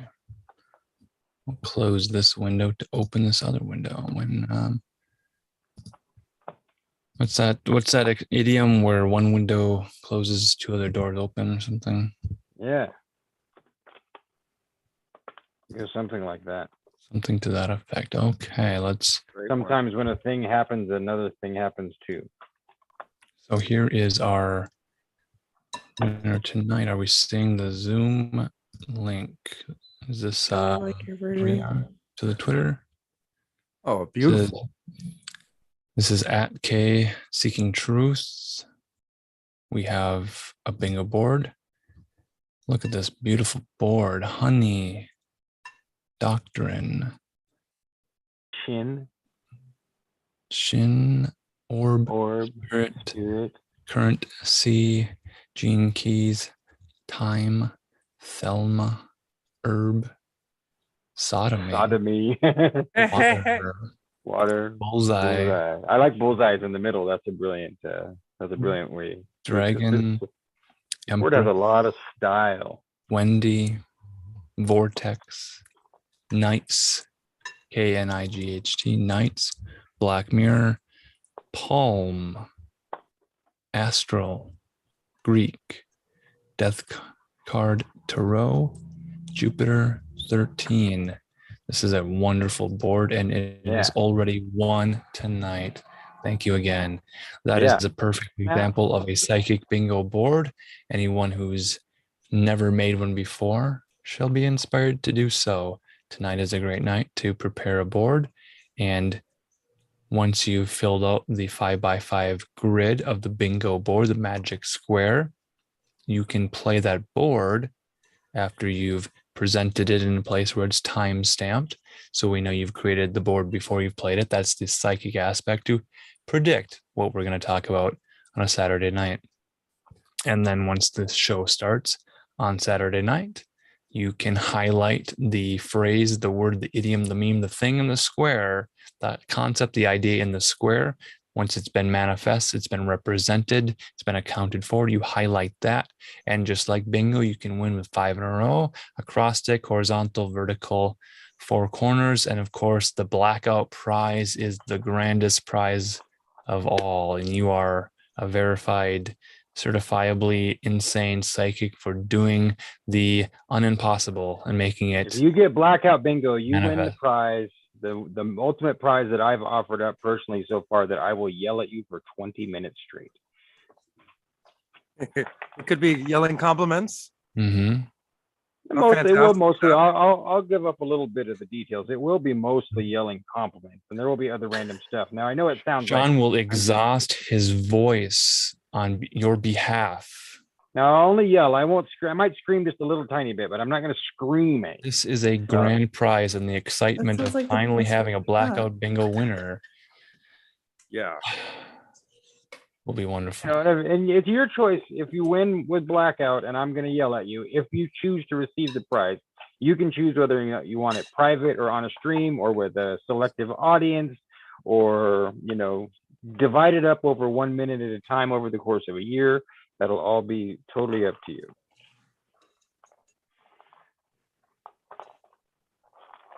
I can't wait for that one. Yeah, that's going to be epic. I'm excited. Mhm. And just know, I'm an experienced heavy metal rock and roll singer, so I can yell and scream like a motherfucker. Jim could testify for me on my behalf there. Testify. Jim and I actually met at a karaoke bar before we became close friends, and before he hired me to be one of his henchmen. We used to sing at the same karaoke bar, and occasionally Traded compliments. compliment. That's right. Like, hey man, good job. That was badass, dude. That's kind of good. Yeah. Before we ever became friends. So that was the foreshadowing of mine and Jim's, what I would call absolutely fucking awesome friendships. Good luck finding a friendship like this, folks. You got to be bold to get into this kind of a friendship. You need some cojones. That's true. Just lurking in the Zoom room or sending a lot of spam emails is probably not going to do it. No, probably not. Take more confidence, something where you have to put a different kind of effort than that. I mean, any effort is appreciated, but How buttery do you guys like your honey butter? Oh man. Super buttery? Mildly buttery? it has to be pretty buttery, otherwise it's too sweet.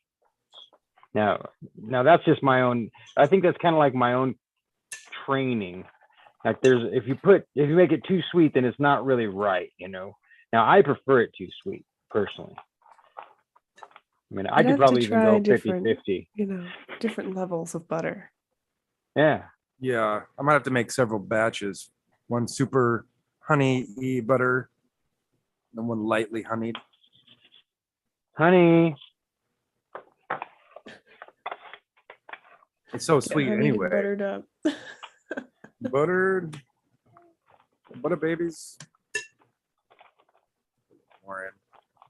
That looks delicious. Be tasty. Oh, Ben, I wanted to point out to you too that transmuting things in a laboratory is very much art.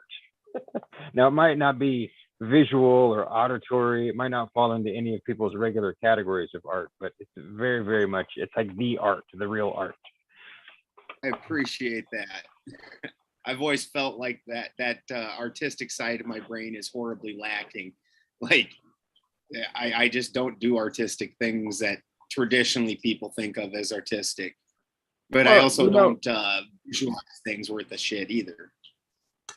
That's why I love that Kurt Vonnegut quote where it's like, I've paraphrased this on this show before, but I'll paraphrase it again. He says something like, if you don't have the audacity to be gay, then go into the arts and do something, not because you're going to become excellent at it, you know, and I'm definitely of that category. I do not have the audacity to be gay, so I'm just making art. But he said not to become excellent at it or to think that you have to do it perfectly or make it all perfect or anything, but just because just doing it makes your soul grow. So I always encourage people that, like, even if you think you really suck at drawing, even if you never show anybody, if you get a secret drawing notebook and you just start drawing in it 3 or 4 times a year or once a week or whatever it is, you'll be amazed at what happens, because it makes your soul grow. You know, you can look back after you've done 10 drawings at the first one, you know, especially if you draw the same thing over and over again. Like if you just start deciding right now, hey, I'm going to draw a unicorn from now on, that's what I'm doing. I'm going to draw this unicorn. And you just like, even if you just copy a picture of a unicorn or like look up a YouTube unicorn drawing tutorial and then just do it over and over and over again, you'll be amazed at what happens. Yeah. Here's a duck sitting on a toadstool. You can draw that if you need an idea, or Oh, I want to see a toad sitting on a duck stool. ooh. there's a good one. I want a tattoo of a toad sitting on a mushroom really bad, like holding a banjo. I think it's my next tattoo. Great Yes. idea. Yeah, that's good. I like that idea a lot. Or I really want a wizard frog. That'd be Holding great. like Wizard frog. yeah, like he's holding up like his wand, but it's like just a stick with like a star like barely taped on. Nice. Like Now, are you Anthony, drawing? Are you He's doing drawing his these? best. I painted that a long time ago, Yeah, but I that's think great. at my friend's love the- house. It I love it the tended idea up. of the- It looked like an evil Pepe. Like I didn't mean to paint it that way, but it Yeah. did. Or an evil Apu, I should say. Yeah. This is a girl who's knowledgeable about her memes. Wow, that is knowledgeable. If you know who Apostasia is, you are a meme master. I have no life, so that's memes since 2009 has been my thing. Wow, that's awesome. Yeah, so yeah, we should get you on Weaving Spiders just to talk about memes. Would you be willing to be the first featured guest for the first 60 to 90 minutes and just cover memes from 2009 until current date? I would love Doesn't mean- to, and I should make a slideshow. Like, Yeah, and I for need sure. to get like Like, a projector it. behind me. Get all and, your like, a stuff ruler ready stick. and tell us when you're Yeah, ready, yeah. and we'll bring you on. Okay, seriously. We've done some of the work already by gathering some of our own memes, and we've been working in our producers meetings to gather different memes that we've collected over the years. That's funny. Yeah, Oh, Jim did- has a Yeah, visual meme show. bank We- on, Did you guys see that Telegram. patch? Oh, sorry. Go on. no, Patrick okay. Hatch. No, that patch that I got this patch at a music festival last year. It says don't tread on me more. It's like don't tread on me, but Oh. it's like the snake, but the head is Pepe. Let me go get it. It's really Oh funny. yeah, okay, yeah, go get it because I me remember I find did it. see that. It's I And then may I have have something prepared birds to aren't real read. one. Yeah, Hold on. that standby book here, and I won't tell anybody the title of the book that I may or may not read from. So no one's gonna have any idea what I may or may not choose to read from tonight. But yeah, close your eyes. Don't look at the video if you don't want to know what it could be that we could be reading from. All I'm saying is I've got a duck pond down there where there is all kinds of toads sitting on duck stool. Lots of duck stool. Duck shit like you wouldn't believe. I like goose poop. It But- looks like aeration just spontaneously happened, but there's No holes. That's right. That's right. Okay, I have it. Yeah. Let me know if you can read it. It's a little backwards, but you Oh, know. that's Don't tread awesome. on me. And it's not Yeah. backwards for us. Okay, good. And then That's I great. have so many other ones, but they're all hidden away because I Mm. put them I go to this music festival every year called Dirty Bird Camp Out, and it's like Boy Scout themed. So Hmm. everyone has a Boy Scout uniform with all these patches that you earn. Yeah. Nice. And like it's the funnest event I go every year for my birthday. You go every year. We should get some weaving spiders patches made and send them with you. Well, I have this spider one that I got last time at Sequoia's. Here, I'll show you. And I was gonna like tell you guys about it. We should make some Yeah. patches. Ooh. Yeah. Ooh, cool. Right? This one came out cool. But I was thinking we should make patches and give them out, and maybe like on the patches have a QR code sticker on the back, Mhm. maybe of Yeah. like Thinking, books a and a other simple stuff. way would be to get some fabric, or maybe you go to one of those Salvation Army thrift stores where you buy the clothes by the bulk, buy yeah. a bunch of like old jeans, cut them Mhm. up, and then use a stencil to use fabric paint to spray onto the jeans, so we have denim Yeah. patches And to put on denim jackets. anything weird there goes. Like they Yep. had this one dude doing leather work one year, and he was just teaching Mhm. people how to make vaginas out of leather. Nice. And it was a hit, and it was the funniest thing. He was wearing a Speedo the whole time. Nice. And Now he that had makes the- me wonder what happened to all these vaginas. it was funny because we were sitting there, They found and the homes. guy, we were sitting there trying to make it, and the guy's like, I don't know where to put the clit. And the guy's like, well, man, all vaginas are magical, man. Some have one, some have two. You never know. It's just there. They're all magical. Some have two. Went to the festival as a Boy Scout, left as a man. So, Exactly. That gives the old stinger an entirely different connotation. Yeah, I can't believe that even when you're making the vagina from scratch, you still can't find the clit. That's really sad. That's just like a perfect representation of us men folk in general. It was so funny. Like, bro, I was you can put it laughing wherever so you hard. want. You're It's It's making like it they're from all scratch. magical. it's mostly internal, so you probably wouldn't see it. It was so funny. Like everyone was just dying laughing. And this guy's in a Speedo, like with a like it was like a kilt or something, but it was super short. And he had a 70s porno stash. And I think he Nice. had something else on, but he kept putting his leg up on the log and just leaning. Of And course, yeah. it was the funniest thing ever. Like if I like one day, I So, hope like, we if can you're all playing go. baseball and it's kind of like this, right?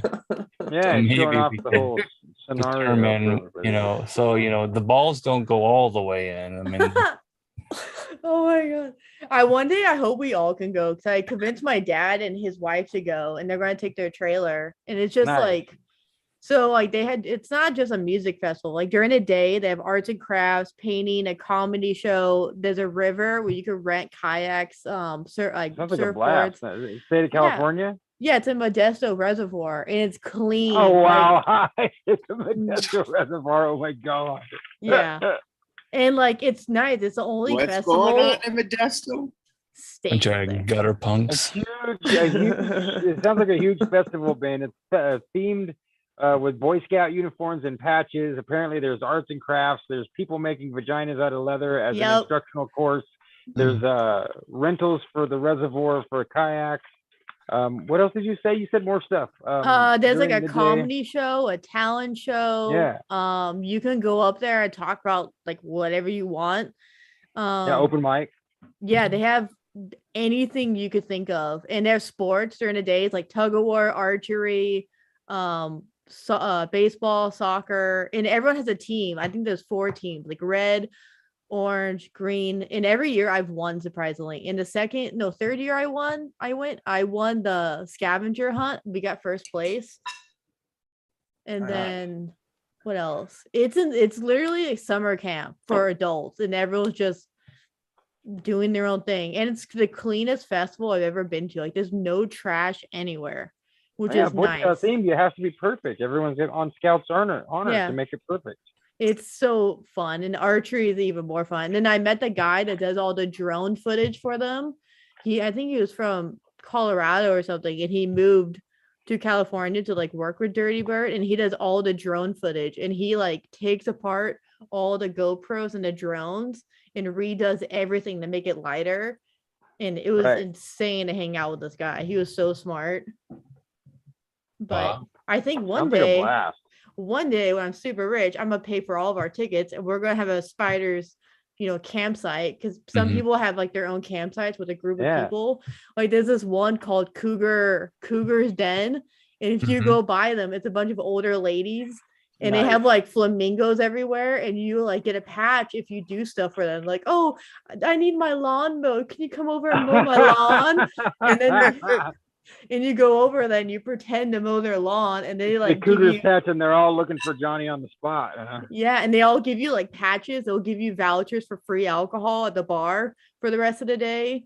It's like there's hidden gems everywhere. In certain Yeah. camps that have like a gnome, you go to them and they'll give you a patch for finding like the gnomes. Mhm. It's literally like there's no, you can't be bored.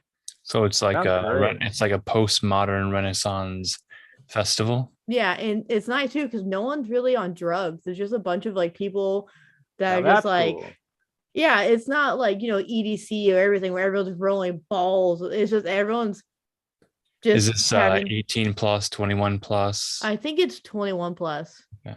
Yeah, I don't think I've ever seen 18-year-olds there, Okay. but it's fun. We should all go. I'll pay for it at one Yeah. point, and we could have our own spiders area. We could all dress up the same. No, Well, is it the if you same time know every the year? organizers and they'd like to hang out and chat with us and tell us about how to organize such an event and crazy stories from the event, they'd be welcome to chat with us. Yeah, my friend does their clothing for them now because Oh.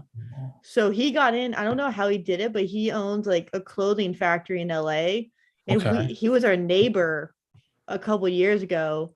And then Wow. our other friend is a skateboarder, and he's like really well at skateboarding, and now he's sponsored by them.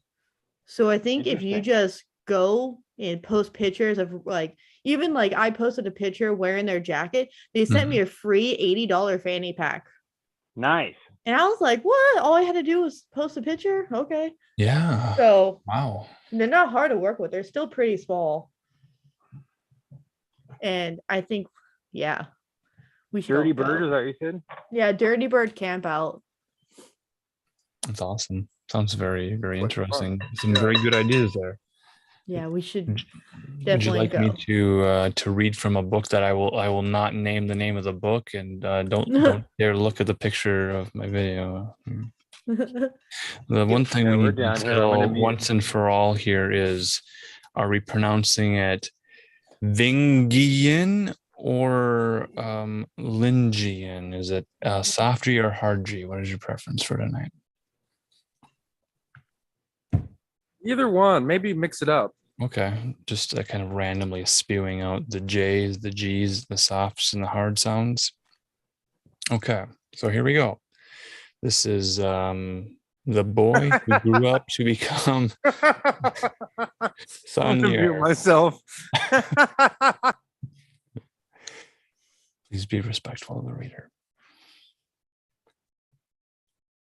The boy who grew up to become Sanier undoubtedly had his imagination fired by stories of ancient treasure and heroic deeds.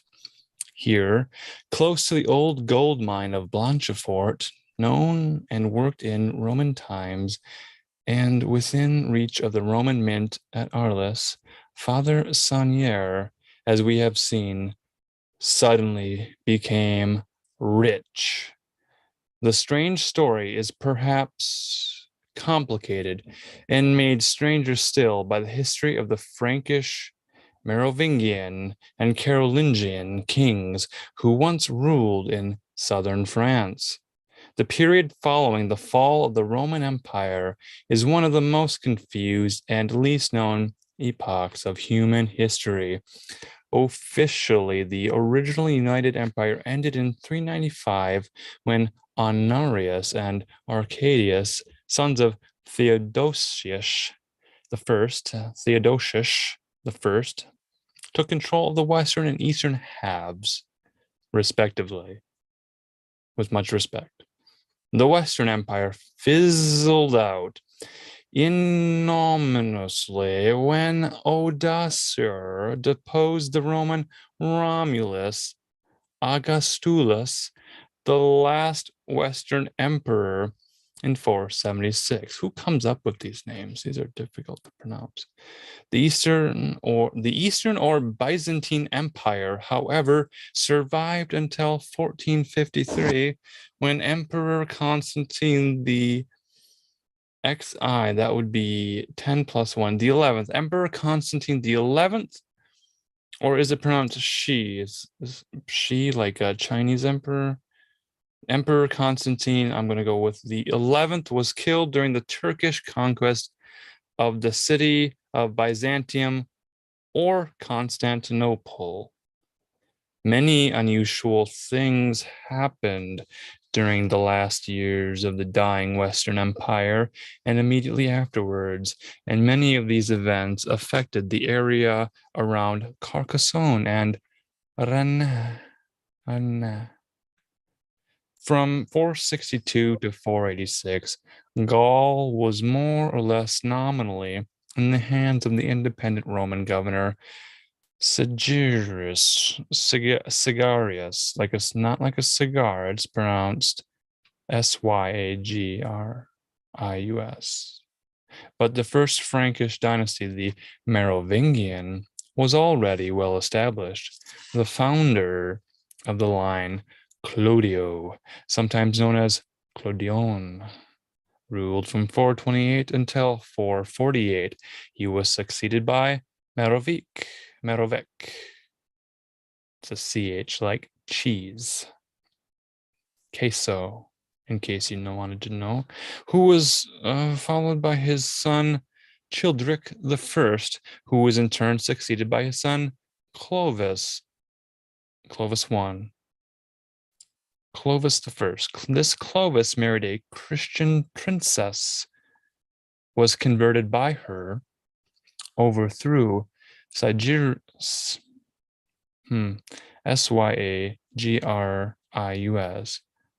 Syagrius, the last Roman governor, in 486, and established his royal court at Paris. His ambition was to unite the whole Frankish race into one kingdom, and he almost succeeded.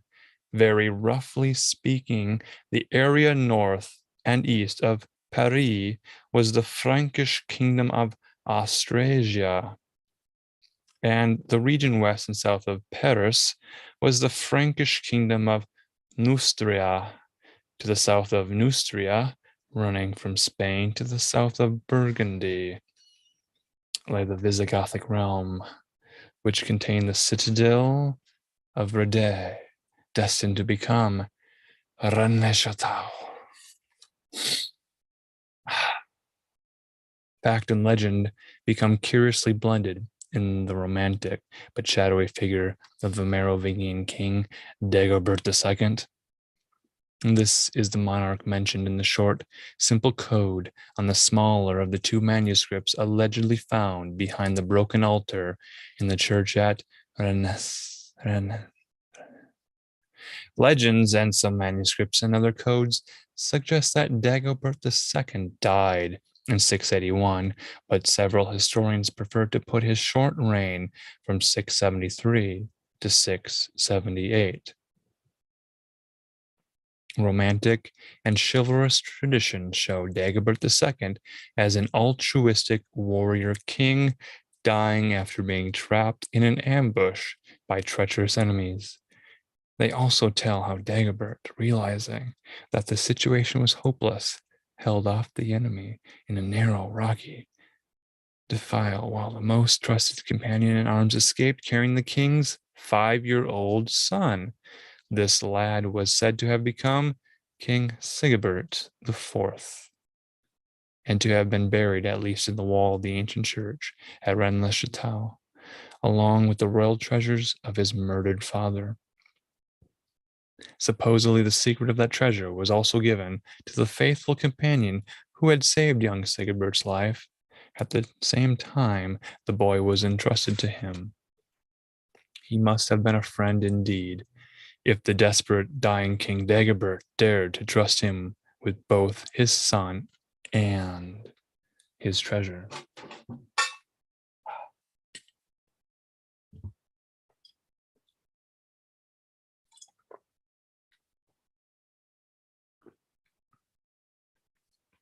These Merovingians were Christians, but theirs was not necessarily an orthodox version of the faith. Many of the early heresies stress the importance of ethical behavior. Let me stress the importance of ethical behavior. They saw the earth as a battleground between God and Satan, in which right conduct, such as loyalty and honesty, struck positive blows against a tangible, personal force of evil.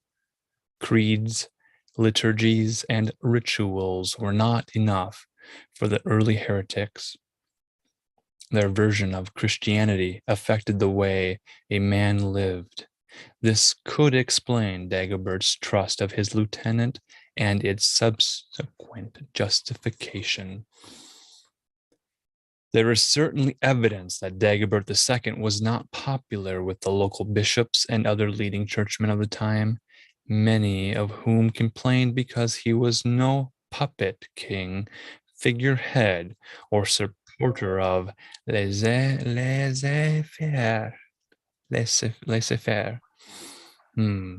He seems to have demanded his royal rights, taxes, and fiscal dues without necessarily having the requisite military strength to back up his claims, cashing checks at his a frustrating situation for a strong, ambitious man who might well have turned to a powerful heretical group for support against his troublesome Orthodox clergy. Legend tells how Dagobert, in a moment of military madness, not unlike Custer's at the Battle of the Little Bighorn. Is that like the custard ice cream? That led a handful of his knights in a punitive raid into hostile territory. Detecting the fatal ambush at the last moment, he sent his staunchest companion at arms galloping to safety, bearing the infant Sigebert, while Dagobert himself, warrior king to the last, turned on the ambushers and blocked their pursuit of his son. The legend is not quite clear as to why the infant Sigebert was accompanying his father on such a dangerous expedition in the first place.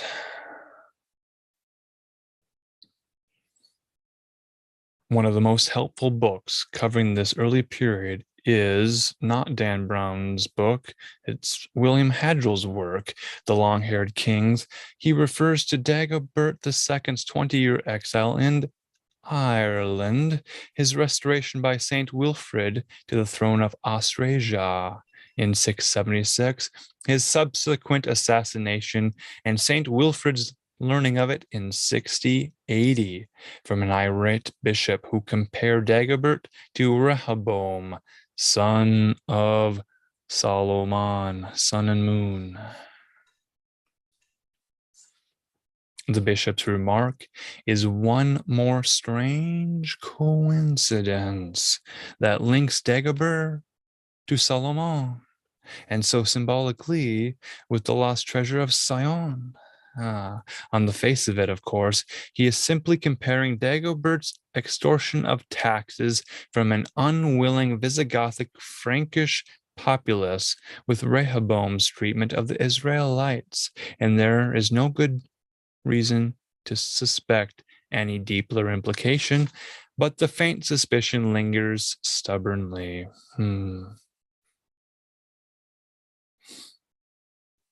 Other evidence connects Rennes with Dagobert II and his violent end. Among the many curious items in the church at Rennes is the Dalle des Chevaliers, or Knight's Tombstone, This stone, carved in bas relief, shows a crowned head on horseback on the left and a mounted knight carrying a child on the right. So primitive in this ancient carving that it is difficult to tell exactly what these figures represent.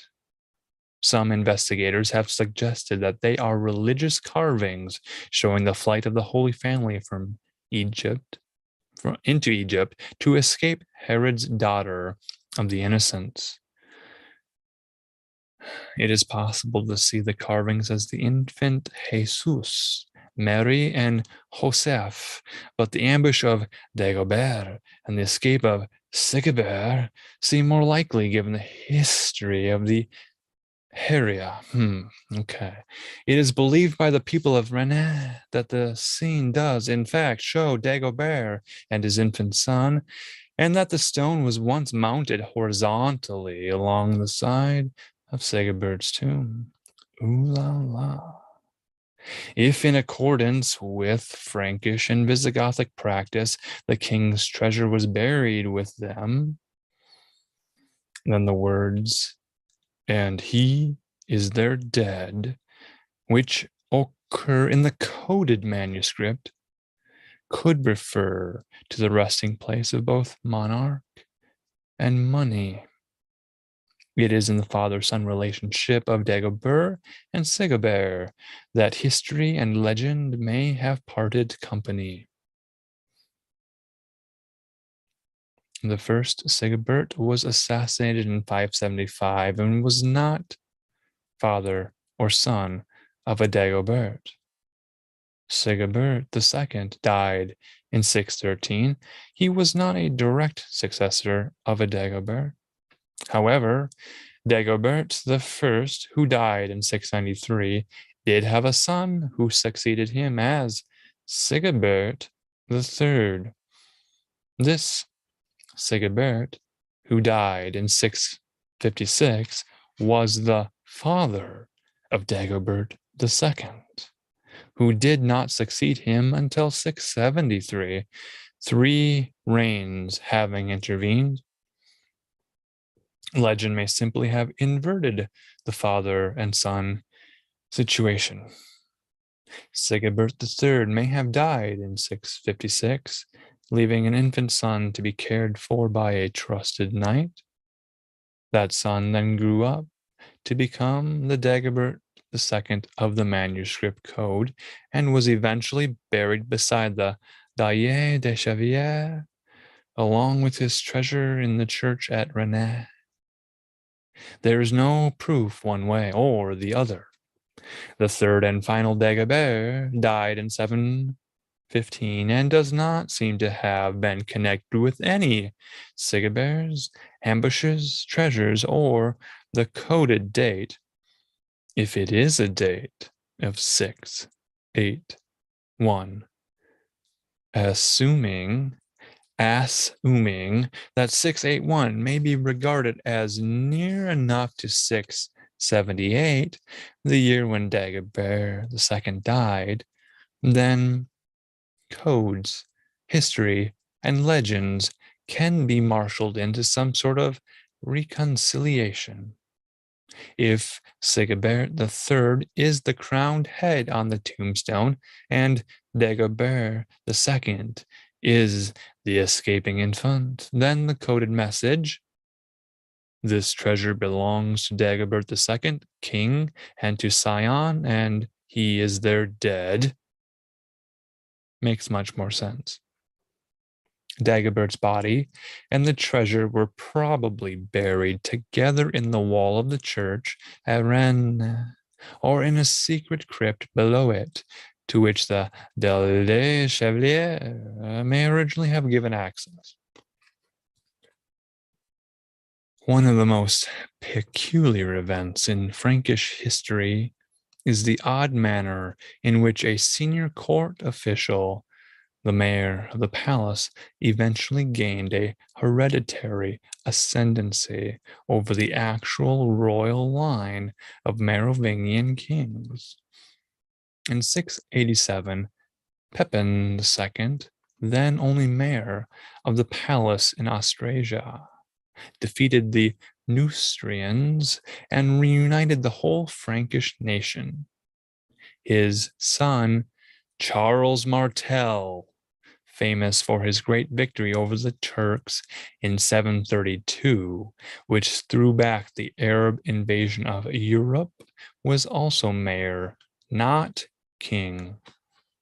Various unimportant Merovingian puppet kings came and went during Martel's mayoralty, but his son, Pepin III the Short, Pepin III the Short, regularized the situation by displacing the last Merovingian king, Childeric III,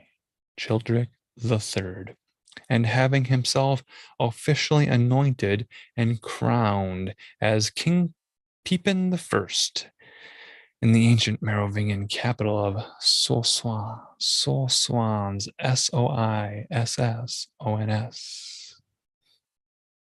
lot of S's. The Dagoberts and Sigeberts were of the original Merovingian dynasty. Their royal line did not die out physically in 751. It was replaced by the Carolingian dynasty, the mayors of the palace promoted to kingship.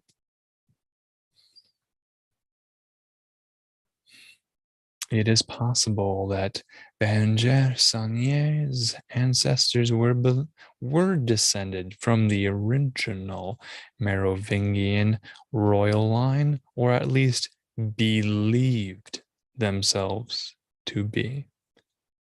That line, weakened though it was and subordinated to the mayors of the palace, still retained some vestige of regal pride and a few important dynastic secrets, not least of which may have been the secret of Dagobert II's treasure.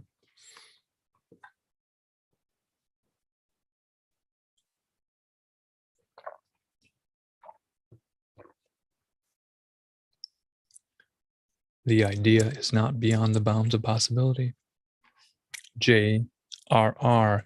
Tolkien, whose epic saga, The Lord of the Rings, may owe more to his brilliant blending of existing myths and traditions than to the imaginative creation of characters and locations, refers to a similar situation in Gondor.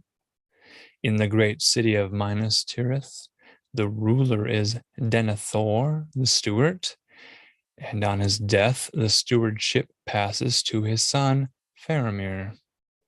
In the 6th book of part 3, The Return of the King, the 5th chapter is entitled The Steward and the King. And in this chapter, Tolkien describes the moving and dignified ceremony at which power is handed back to Aragorn, Elendil's heir and the rightful king. The ancient seaport of Gondor, which Tolkien calls Pelargir, could very well be Arles, A-R-L-E-S, a theory supported by Ruth S. Noel in The Mythology of Middle-earth. There are other interesting links between Tolkien's masterpiece and Frankish history. Some of his hobbit names are curiously similar to the names of the Frankish kings. Meriadoc, known as Meri, could be King Merovec. Peregrine the Hobbit, also known as Pippin, may be a parallel to King Pepin, P-E-P-I-N, the Short. Tolkien's hobbits are not tall. Fredegarius was a Frankish chronicler who wrote between 613 and 643. Fredegar was a hobbit who helped Frodo, the major hobbit hero, during part of the saga. Several Merovingian kings were called Lothar, and Frodo had an unpleasant hobbit relative named Lotho. In Merovingian times, Aetherius was a bishop of Liseux, Lisieux. In Tolkien, Arathorn is a chieftain of the Dúnedain. Amalaric was a Visigothic king. Amandil was Tolkien's third king of Númenor. Carloman was one of the three sons of Charles Martel. Cardolan was a kingdom belonging to one of the three sons of Tolkien's king Isildur, whose great northern realm, or Arnor, was shared among his three sons when he died. Gundobald claimed to be the son of the Frankish king Clothair I, Chlother I, and was involved in an anti-Merovingian conspiracy. Gundobad was a Tolkienian mountain, an orc stronghold destroyed by dwarves during their war with the orcs from 2793 to 2799 of the Third Age. That's a 6-year period. As a lover of ancient legends and semi-historical traditions and an expert in ancient languages, Tolkien might well have been expected to draw upon ancient Frankish names with which to adorn his locations and characters, but there is another theme that runs through his writing: the theme of hidden treasure, often guarded by sinister dangers. Smaug the dragon protects a vast treasure. There is treasure in the caves of Moria. The one great ring is itself a priceless treasure, containing the key to the mightiest power in Middle-earth. The Palantir, the Seeing Stone, is yet another magical treasure. Ancient treasures are hidden among the haunted and neglected tombs on the Barrow Downs.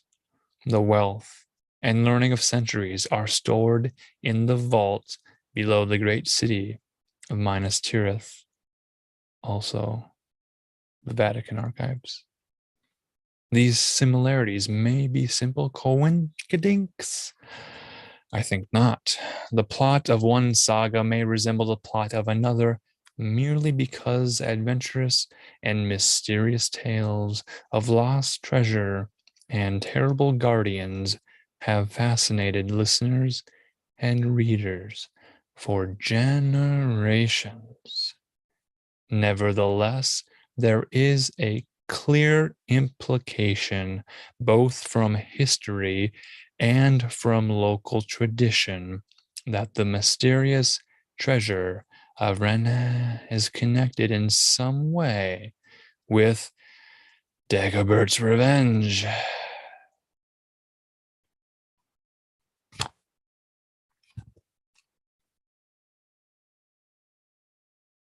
There you go. Wow. Wow. I love Dan Brown books. Yeah, thank you for reading. Brown Dan books. Can't get better than that. Brown Dan. I love the use of soap to escape restrooms. Does soap work to escape a restroom? I guess I'm not familiar with this tactic. There is a film in which a hanky Tom does the hokey pokey and uses a bar of soap to escape a museum in a thrilling movie. The South Park. Yes, That's that is the one I think of often. funny. I've been watching South Park the last like a week. You mean Mr. Hanky the Christmas Pooh? Hell yeah. That's a good Heidi Ho. You've seen Made me South think Park? of Tally too. I like Tally. Don't forget to bring a towel. You never know where that towel's been. I'm so high right now. I have no idea what's going on.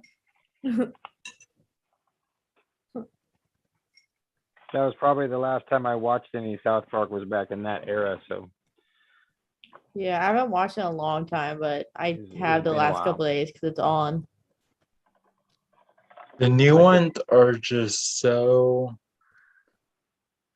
obvious. I like mean, the they've all been obvious.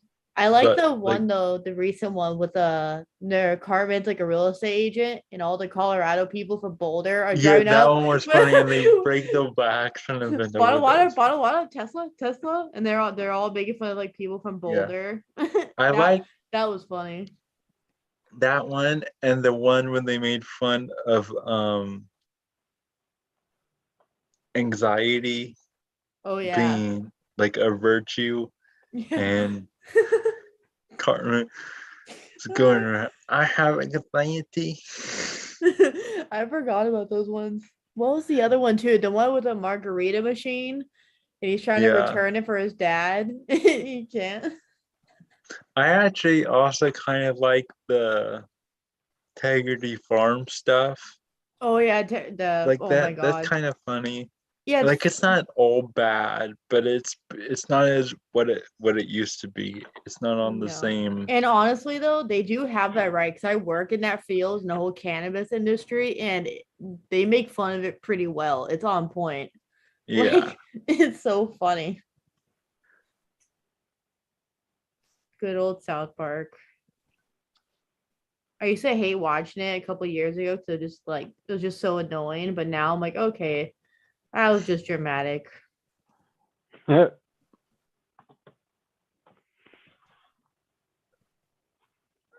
This gold is actually coming out pretty well. looks cool. You know, if you can see it. Oh, it's more gold on there. The bottom, So it looks all cool. crazy. Cool. I'm glad I am able to come back. I didn't think I was going to be able to return tonight. This Love that hat. thing. We should all get a hat. I want a This hat. okay. So I got this hat thanks to James Ooh. because we was watching a music video after one stream, and he said that he would paint himself all black, and Alan would paint himself all white, and I would get a jester hat. Looks So, like Alan and Jim have some painting to do. We have some painting to do. Yeah, you do. so I did my part. So are we flipping a coin on who's Joaquin and who's Boaz? Because it's very obvious that Chris is the double helix strand ladder that goes eastward into the sky. Correct. And I'm gonna have white, all white, and then black eyes. Ooh. And then Alan's gonna be all black with white eyes. That's gonna- gonna be interesting. Have braids. Also, a little synchronicity on that, James. I was watching that music video again the other day at work. What music video And, was this? Neon um, Horses? The Neon Horse Neon Horse? music video, Cuckoo, Cuckoo. right? So I'm watching because I was at work. And it was the end of the day. There wasn't anyone around, and I was like, I could play some music right now. I could go for some music, but I was like, what is some public friendly, business friendly music I could play? Christian rock. Yeah, Of course, Neon Horse. Christian Of rock. course. Yes. Tooth and So nail. I baby. Can't go wrong. So I play You would never know it was Cuckoo Christian. Mhm, by So Neon good. Horse. mhm. And because it is a good song. And I'm sitting there watching the music video again. And, when we watched it together, it was after a weave or something. So we was tired. So I was paying attention, but easily left my mind. So I'm kind of watching this music video for the first time again. And I'm sitting there watching it. And this was the day after I recorded with Alan and Gabe about Who Framed Roger Rabbit, and Yeah. there was a theme around a character who's a baby, but Mhm. also an old man, and he's smoking a cigar. The body of an And what? infant who's in a baby carriage, but he has the libido and the mind and the memories of a 50-year-old man. Yep. And That so sucks. I'm watching this music video. I noticed the main character that has the false hat on is an adult man, but he's acting like a child, like a Yeah. toddler. But he's also smoking a cigar throughout the whole music video. So I Mhm. go, here we go again. Here's the adult man mixing with the baby, and they're Mhm. smoking a cigar. And then he makes this gesture with these giant scissors in front of his mouth that has cigar in it, chop, chop. And the lyrics to the song is, you know, it's not my fault. You know, you got to pin the tail. So I'm like, Oh yeah, you posted that. I remember. I remember is seeing this it. a castration? Mhm. Which is another thing that we talked about with Who Framed Roger Rabbit, I was think that it castration. might also be a polite way in a Christian song to call someone a jackass. That's true. Yeah. To Sorry. pin I the didn't know tail on the that. tail on the donkey is a game you'd play. You'd be blindfolded and you'd have a pin and a ribbon, and then you'd have to go and feel around and then try to find the location, but they would spin you around and then they'd move the poster up and down. So then you'd kind of have to just Terrible game. sense it somehow to figure out how you're going to appropriately feel around the donkey to put it. It's like Eeyore in Winnie the Pooh, which is another Pooh reference after that South Park reference that was made earlier. Howdy ho. Idaho. Chris, you've given us the introduction to a Who Framed Roger Rabbit discussion, and it is Yes. Wednesday night. No, it is now Thursday, May 19th, 2022. Has the video been made available yet? Yes, it is made available. It's in the comment section. It's why I got booted out of the Zoom room, because I was in this Zoom room and I was trying to finish the upload Okay. and it was too much. And now, but I'm back, thankfully. Okay. I'm back. So you have the But- video available to the public to view, and that is on the Odyssey platform? Yes, it's on Odyssey. It's called Lepus and the Apple Minded. The Information Freeway to the Imagination. Is this your Uh, channel? Yep, and it's on Never my did- channel, King of Cups. Whose channel is Lepus, the open-minded freeway? Oh, that's just the name of the episode. Oh, okay.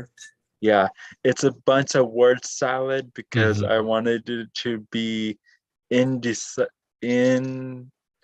I wanted to encode the title so Mhm. it wasn't just Who Framed Roger Rabbit esoteric breakdown. You chose a Brilliant. combination of words that no one else would choose. So if someone were to search for it, they would find it and not find anything else. It would have to be the only search result. Yeah. The tags are Who Framed Roger Rabbit esoteric breakdown, like the generic tags you would get. But the title is different enough that you'll stand out. That's smart. That's cool. Genius. I think there was a lot of jokes. I know Gabe was laughing himself silly at some of the Yeah. things that they Hopefully, would no not one who watches it gets joked to death. say. That's be an excellent way to die. Mhm. It's the Nope. only way. To death. Mhm.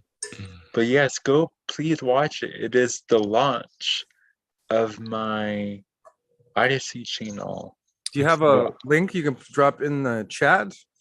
Yeah, it is already in the chat on YouTube.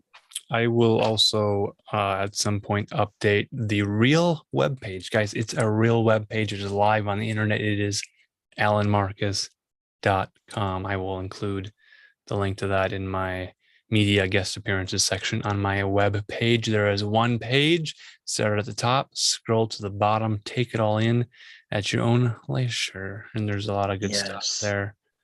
And thank you for Alan and Gabe for coming Slick and Dissident. spending. Yes. Yes, Slick Dissident. Thank you both for joining me for the afternoon because we watched it that day as well Mhm. and recorded a full 2-hour discussion.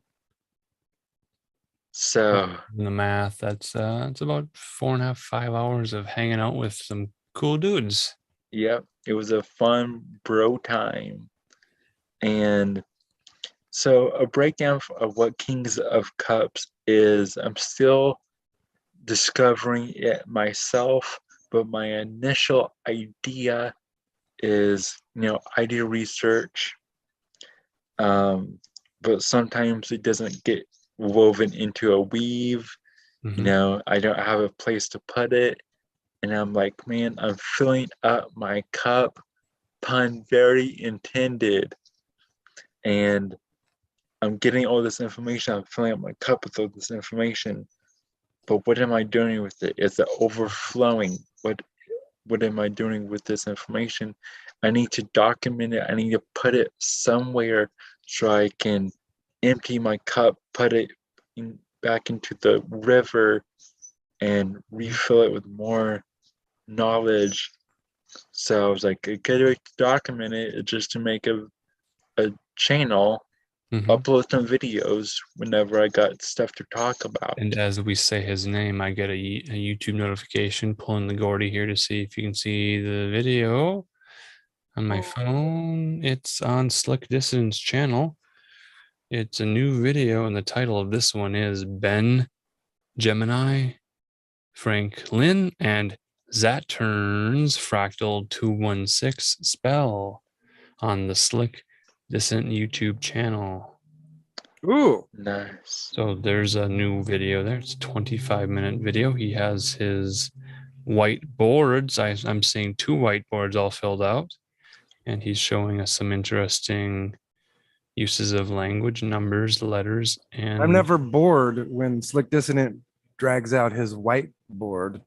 Me either. It's like a fun classroom. I listen at 0.25 speed because I never want it to end. It's so good. I want to take it all in Yeah. slowly. Yes. And so yeah, that's what my channel is. So please go follow it, King of Cups on Odyssey. Cups with a K, because everything with me is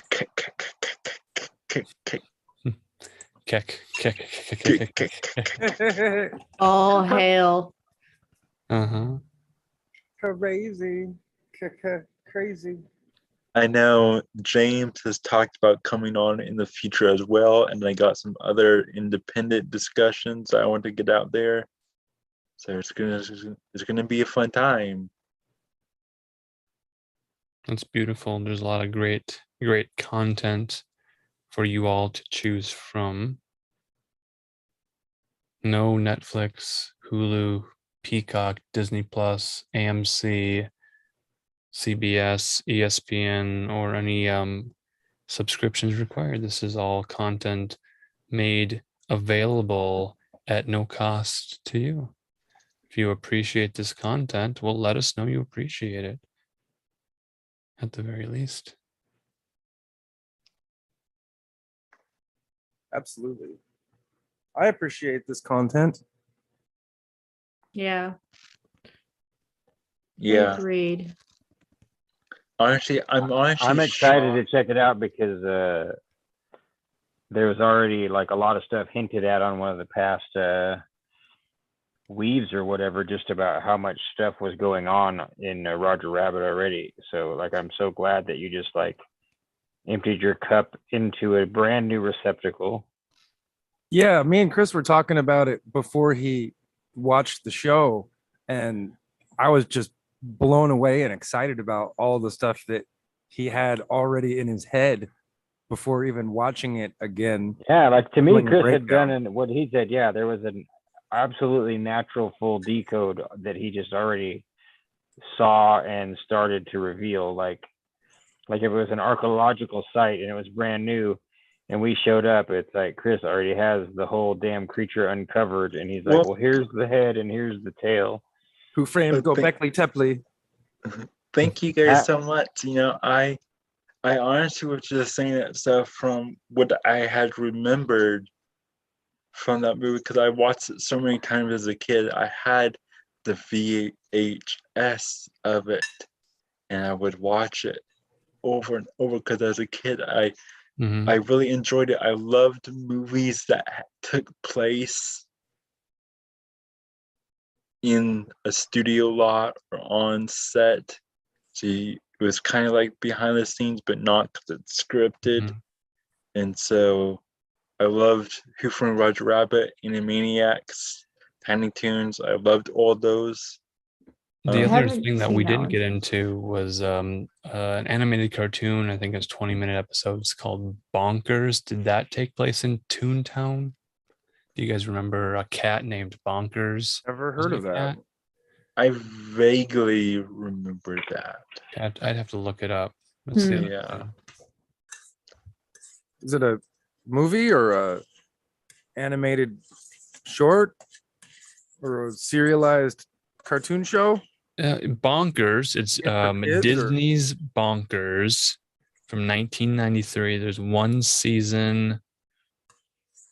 Maybe there's more. Let's look. First run was in 1993. It's an American TV series. He's Bonkers and Disney's Raw Tunage. There's a connection to Who Framed Roger Rabbit here because it's inspired by Who Framed Roger Rabbit by Robert Zemeckis. And then they took the idea. Zemeckis did Who Framed Roger Rabbit? I didn't even know that. Yeah, Who Framed Roger Rabbit is made by Steven Spielberg and Robert Zemeckis in 1988. They made another movie with the big number of 88 in it. Yeah. And not say any more than that. 88 miles per hour. So the premise of Bonkers is that Bonkers D, Bobcat, is an anthropomorphic bobcat who was a popular cartoon star, had washed out of show business and became a cop. He was made the junior partner detective of Lucky Pickell, a grim and ill-tempered human who hates tunes. Throughout the series, the pair worked together to solve crimes in the Hollywood, Los Angeles, California region. Bonkers repeatedly tries to win Pickell's praise, but usually just ended up ruining missions with his antics. Some goofy antics. And then there are multiple episodes with Bonkers and Pickell given an FBI job in Washington, D.C.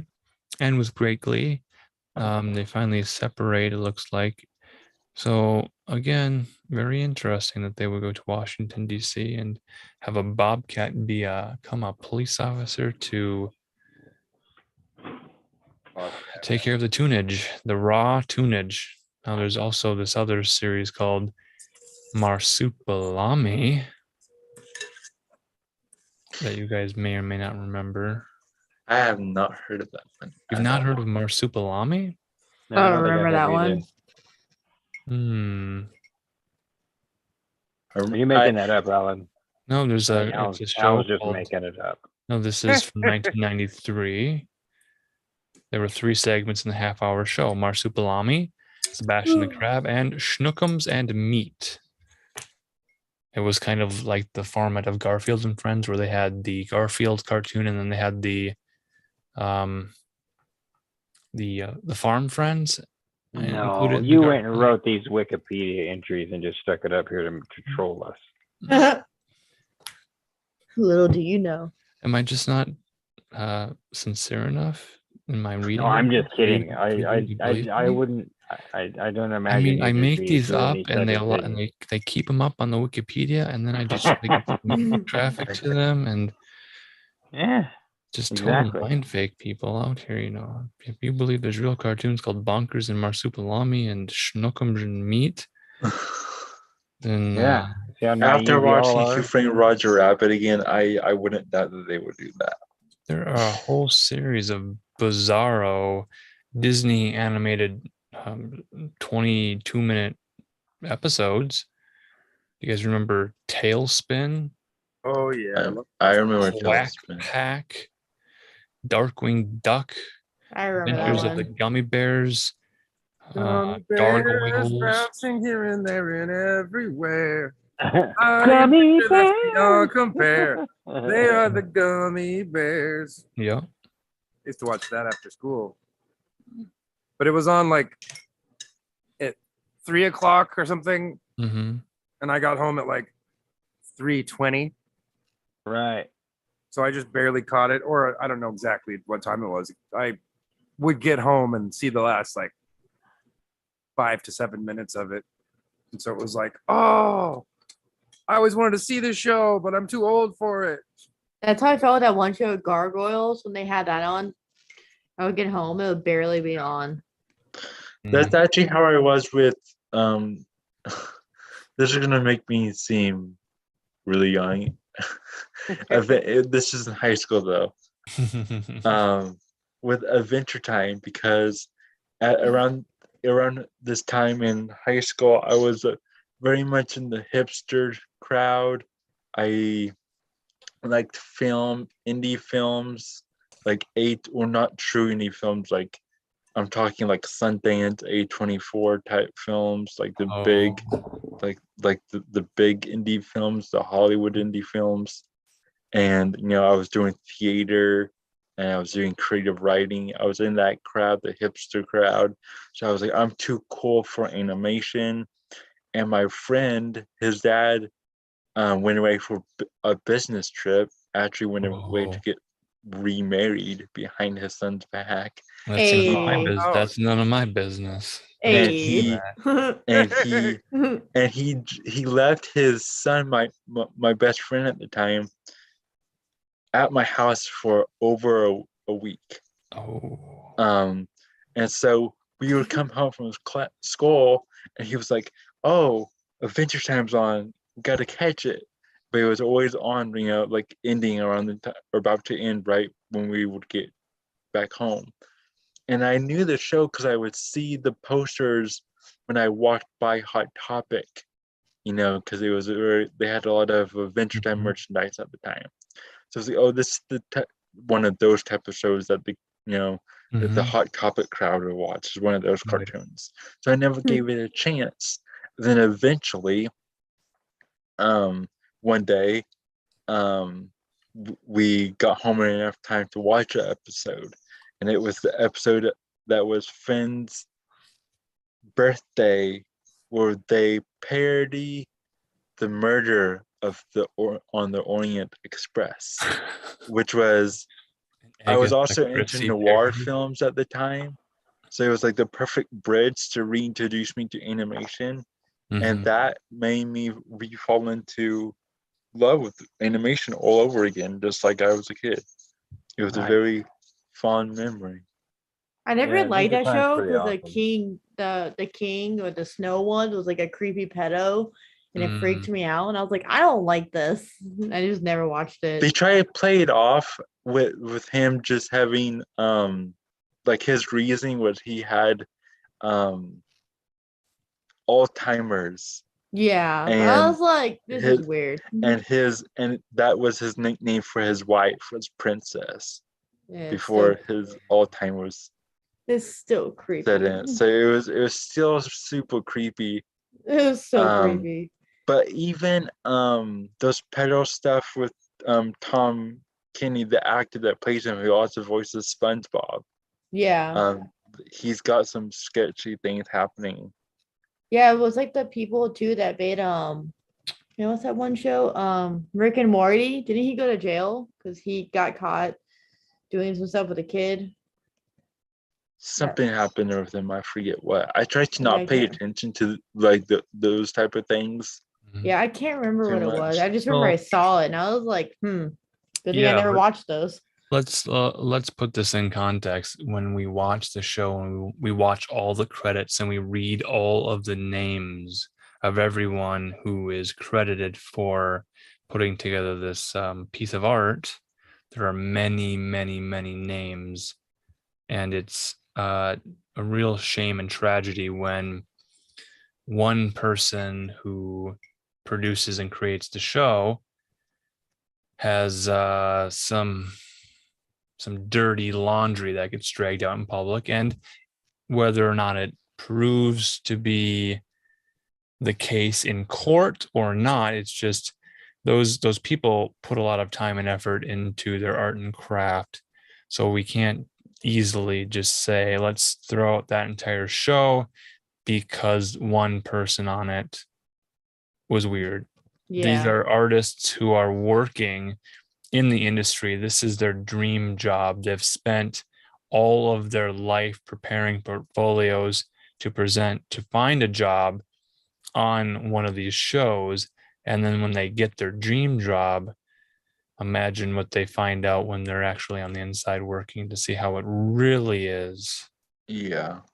Well, Probably disturbing, like how in my job Emma's is. Yeah, that's how defense, Picture Show in actually started that way. That the first guest that we invited on was Adam Lohr, and the first thing we talked about was how disappointing and shocking it was that John Kay, the creator of Ren and Stimpy, had all of this stuff coming out about what a horrible person he was and how he was seducing and trying to hire underage girls to like be his quote unquote assistant, but then he would treat them in this weird, like immature and sexual and horrible wifey poo kind of a relationship, and how, you know, people were smashing and throwing away all their Ren and Stimpy stuff. And I mean, I'm sure you guys know that Adam is an amazing comic artist, and Ren and Stimpy was a big influence on our whole family.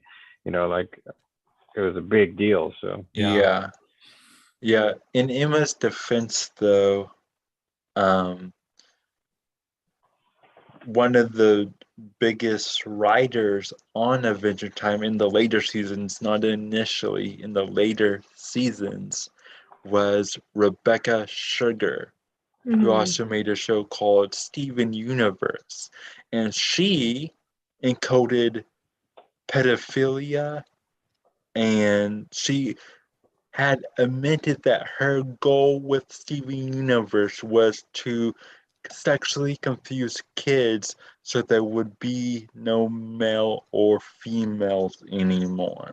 Yeah. And weird. she literally came into the industry for drawing young cartoon strips, comic strips Right. of So she young came out and openly stated kids. that. Yeah, they Yeah. usually do. The people from that TV network or just cartoons in general, like sooner or later Rebecca it happens. Sugar Yeah, that's sad. is one of the most evil human beings I've ever seen. I'm not I don't even surprised. think she's human. Wow. Not even Yeah. human. Yeah, When they don't put it even get out, me they started put it on out Rebecca. there and it's on the record, and you can read this and then decide for yourself whether or not you will allow your children to view material. And I Nope. thought I had it tough when my mom with a yellow legal pad sat down and watched an entire afternoon block of children's entertainment with me and wrote down anything offensive or questionable that she didn't like about the show, and then went through and kind of counted them up and said, well, you know, Goof Troop is probably okay, but Darkwing Duck kind of has a bad attitude when he tells people to suck gas. Evil doers, that sounds like suck something else. We can't have people repeating these phrases. It's not polite.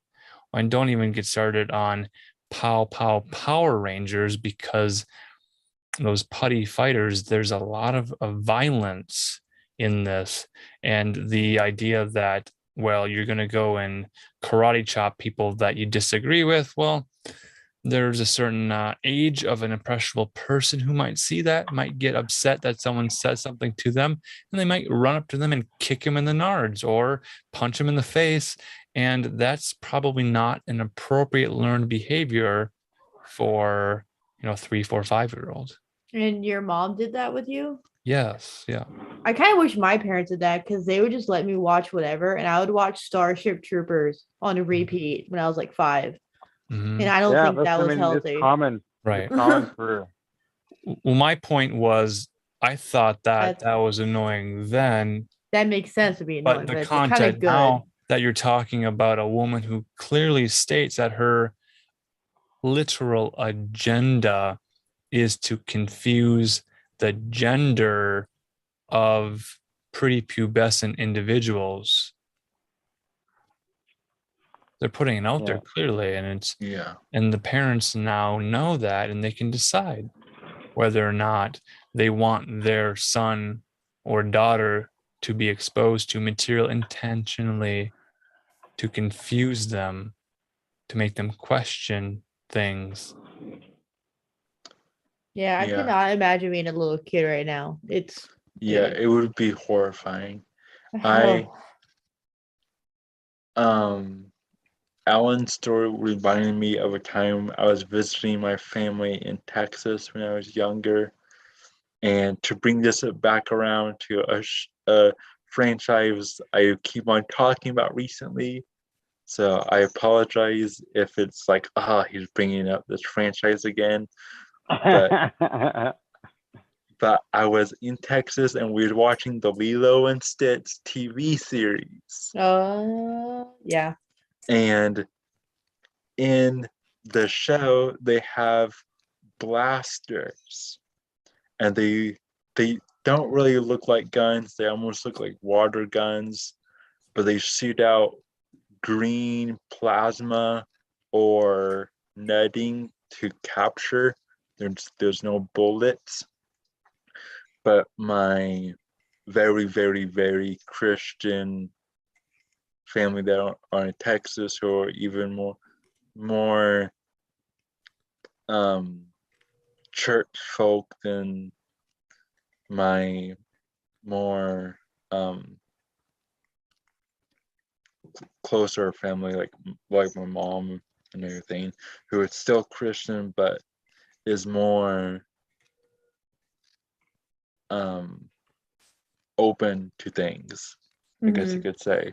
And so I'm sitting there, and we're visiting, and I'm sitting there with my little cousins who are various ages, and we're sitting there one morning watching the Lilo and Stitch TV series, and they walk in, and there's Gantu, a huge anthropomorphic shark alien who's shooting this blaster weapon at Stitch, and they get upset because, that's a weapon and that's violence, so we wasn't allowed to watch Lilo and Stitch anymore while we was down there. I would just watch Little Bear a lot. I think that was the most wholesome kid show probably ever out there. Little Bear is the best. What's Little Bear?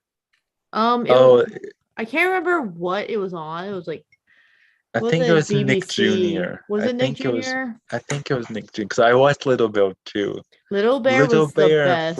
and Franklin. Cartoon? I didn't like Franklin because he was a wuss. Like, he would whine a lot, and it would really irritate me as a kid. I'm like, just ride your bike. Like, I didn't watch Franklin as much as Little Bear, but I did watch it a little bit. Little Who's a Bear. big wuss is Caillou. Oh my just made me God. think of Caillou. Have you guys seen Caillou's Caillou bad. the Grown Up? Quit No, crying, I'm Caillou. not. Go to No. YouTube. Go to YouTube and type in Caillou the Grown Up. Is it like an actor?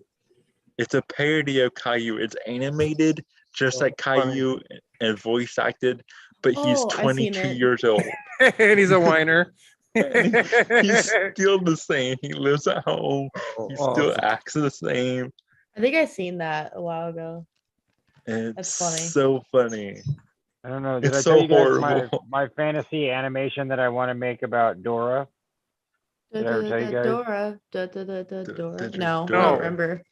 Okay, so it's a really short animation. This is something that we could actually find a way to crowdsource and get done. So, so Dora is standing in front of a whole bunch of parents who've rushed up to Dora and found her late at night, and they have pitchforks and torches, and they're trying to have a conversation with Dora about. Well, first they're complimenting her and trying to reason with her and telling Dora that they do love and appreciate her, and that they're really thankful that she helps their children to become bilingual, and that they think it's important, but that they do have one request that's really important to them, and they're critiquing and criticizing Dora that she yells all the time, and that she never, and that her and Diego both yell all the time, and that it's making the children all yell all the time. And Dora, of course, won't listen, and she's just yelling back at them that she doesn't actually yell. So the parents break down and they lose their temper, and they dash her to pieces with the pitchforks and the torches. And then a huge fly jumps into the middle of the scene, and it regurgitates up all over Dora and then sucks her up and flies away. And that's the end. Love that. I feel like that's a really bad DMT trip, what you just explained, Yeah. but it's good. That reminds me, that sounds like, remember Happy Tree Friends? Yeah, Happy Tree Friends. That kind of reminds me of that. That or Don't Hug Me, I'm Scared. Oh, yeah. Oh my Don't God. hug me, I'm scared. Is that an adult? Don't Cartoon go or- to YouTube and don't search Don't Hug Me, I'm Scared. Do not do that. Yeah, don't do that. Okay, now I gotta write these things down. Adult Caillou and Don't Hug Me, I'm Scared. I'm gonna have to check these out now. The Whatever you old, very do, don't the do old- this. No, Chris said don't do it. I trust him. I'm not going to do it. it's very it look both Caillou the Grown Up and Don't Hug Me, I'm Scared are one of those weird YouTube Salad videos. Fingers? I was gonna say salad fingers. Yes, Salad That's- Fingers, where it's Oh It's, my God. Charlie the Unicorn. I where it hated that looks- thing. It looks Oh my cute. God. It looks like Charlie a the Unicorn kid is pretty scary. Huh? show, but it's not. It's very. Yeah, it's just fucking completely off and weird and bad. Right? Like, well, you People know trying how to some trick people, kids. like when YouTube first came out and everyone had like their personality over one video. I feel Yeah. like mine was the lizard where the lizard where with the in- Native American crown thing on. It's a guy on acid in a closet talking to himself. Have you seen that one? That was my favorite. No, And then that one. That doesn't sound familiar. No, I it's don't like think it was like one of the first viral videos that came out back in the day. I remember my brother showed it to me and he was laughing his ass off. And I was like, I don't get it. And then later in high school, I was like, oh, okay, this is funny. Because I was like, oh, he's just on acid and he's just like in a closet, like talking about seahorses and seashells and yeah, just tripping Mr. Walk, balls. yeah, Well- Mr. Walkway, walk down my way. No, fuck you. Was it? It was an audio that somebody else made, and Yeah, then somebody made an animation of it. yeah, it's like the lizard, and he's just Yeah. talking. And Did- like Mr. Balloon Hands, like Did on the tree, anyone my s- sis. Yeah. Did anyone see what Alan was doing? I was trying to listen to Emma, but then Alan was being very distracting. Nope, I didn't see it. Just now? Alan, are you a pirate? Did you turn into a pirate puppet?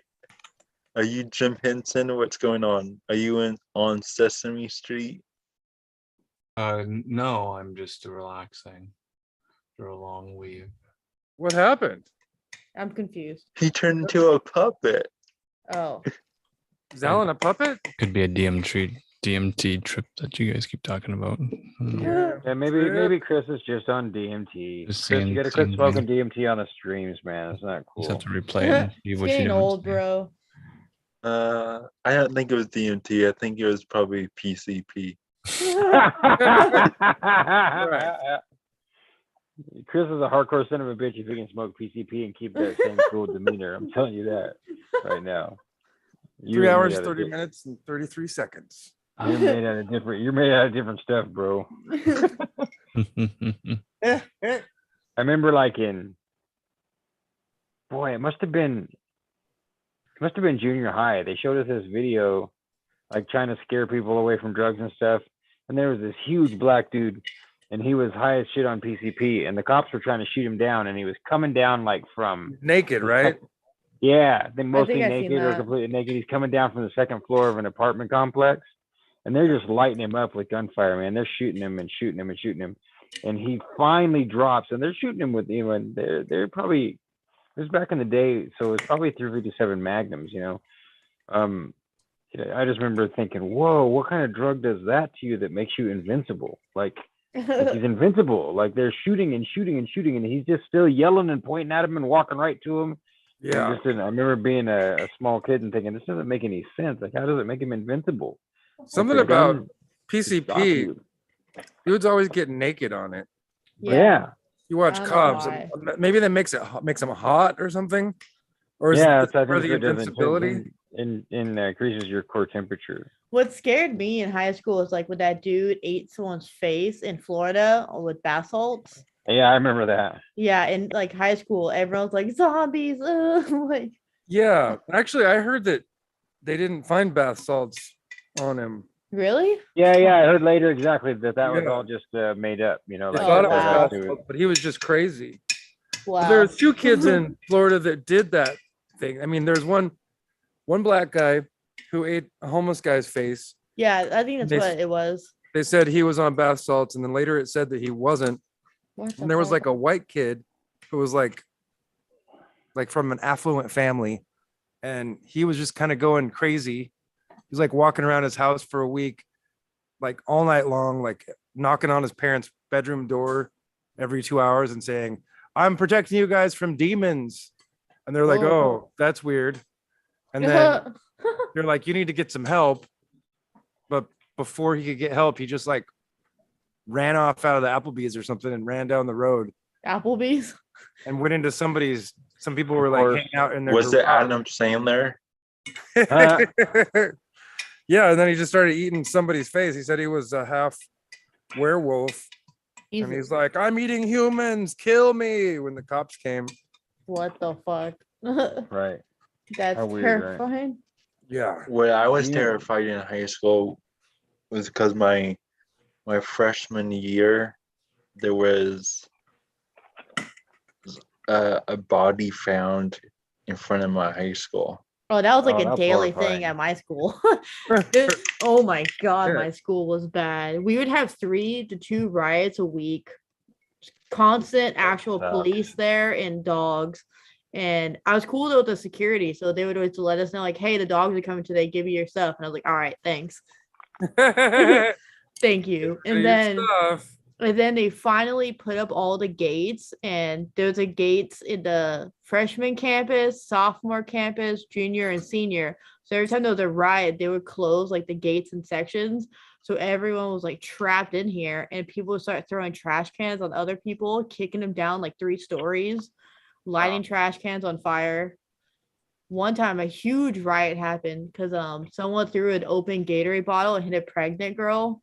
Oh shit. Oh And- yeah, I'm sure. Then the shit pops off at that point. Yeah, and it was funny because like I was in the one group of like we were like the only white kids, and there was like maybe 8 of us in the whole school, and we were just standing on our table and be like, "Well, we can't really partake in this. Like this, we're just gonna stand Better, here." yeah, better not. Yeah, probably better not to, unless you guys all want to get stomped out. Yeah, and it was always like a race war too. It was either like Samoans against everyone else or like blacks versus Mexicans, and it was just like it never made sense. It was always over like Nothing, someone right? throwing a Gatorade bottle or like literally nothing. Yeah, That reminds me School is one insane. time in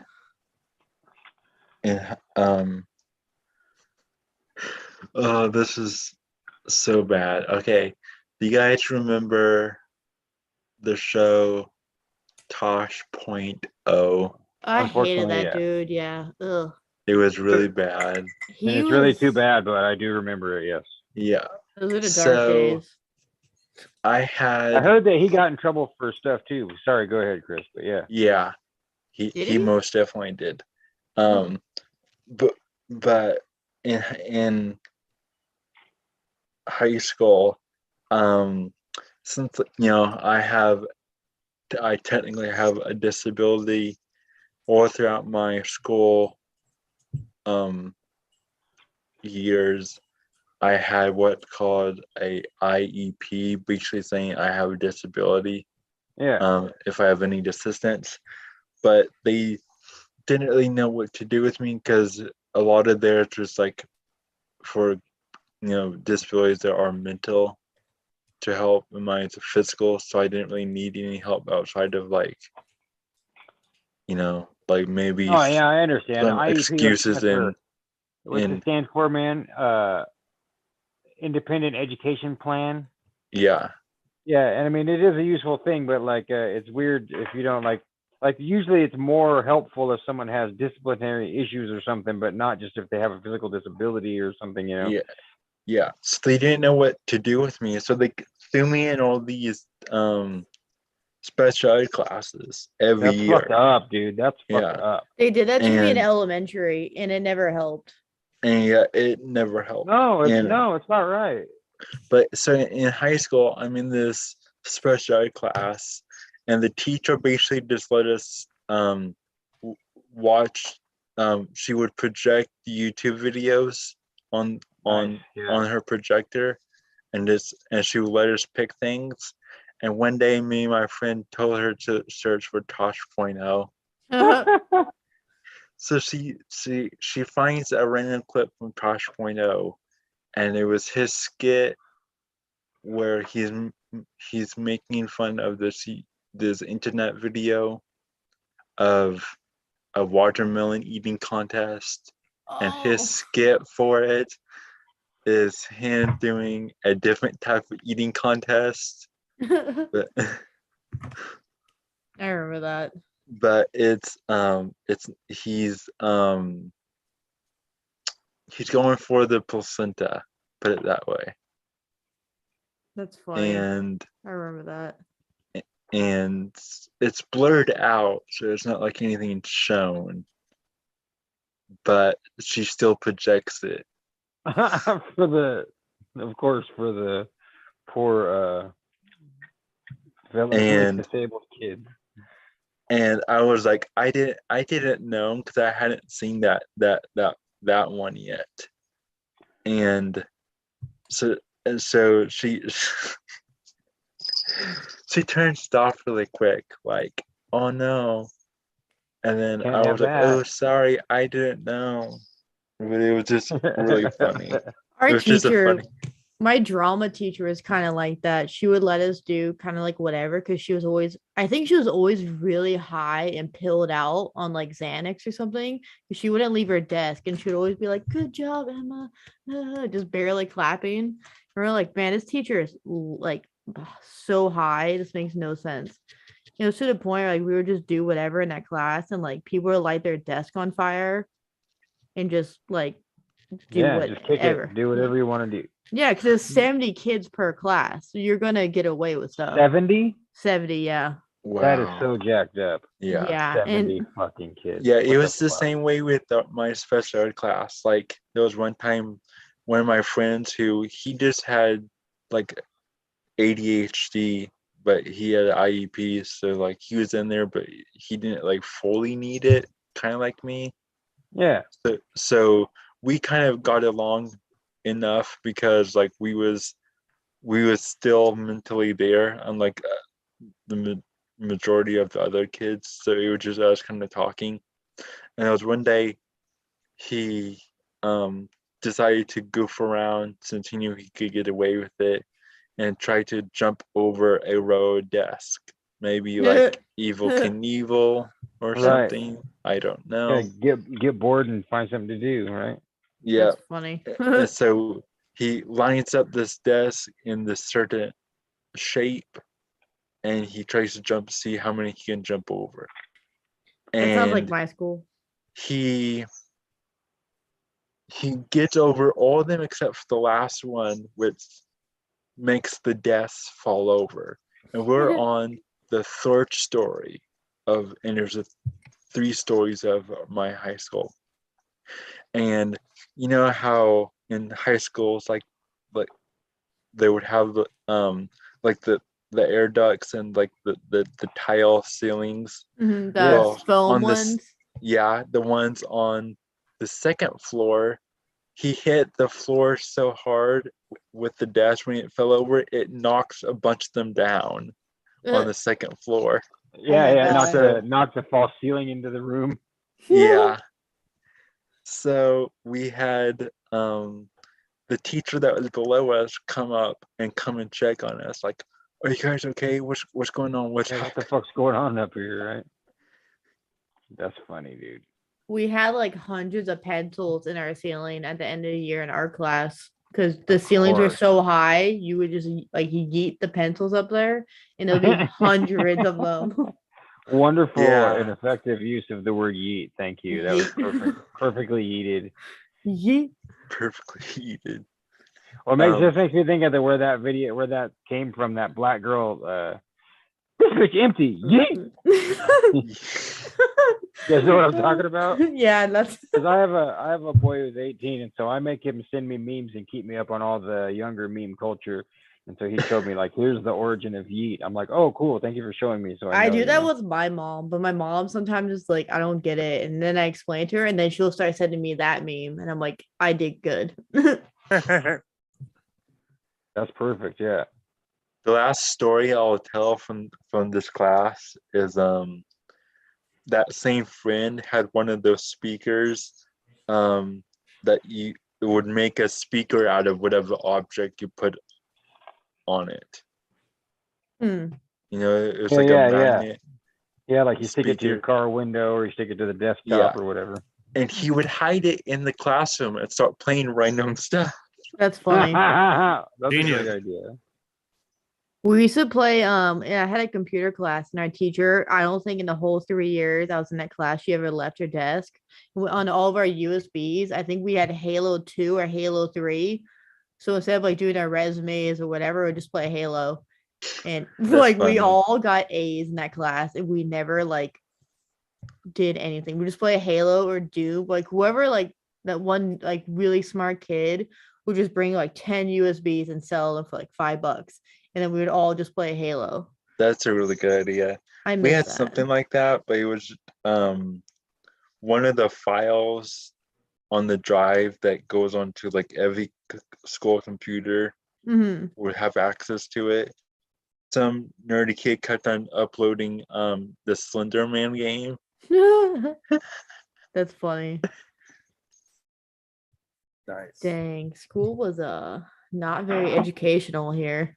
Yeah. To say the least. I also got suspended. I wasn't that big of a role model though. I got suspended, so yeah, I never got suspended, I don't think. Definitely so what got. was that like?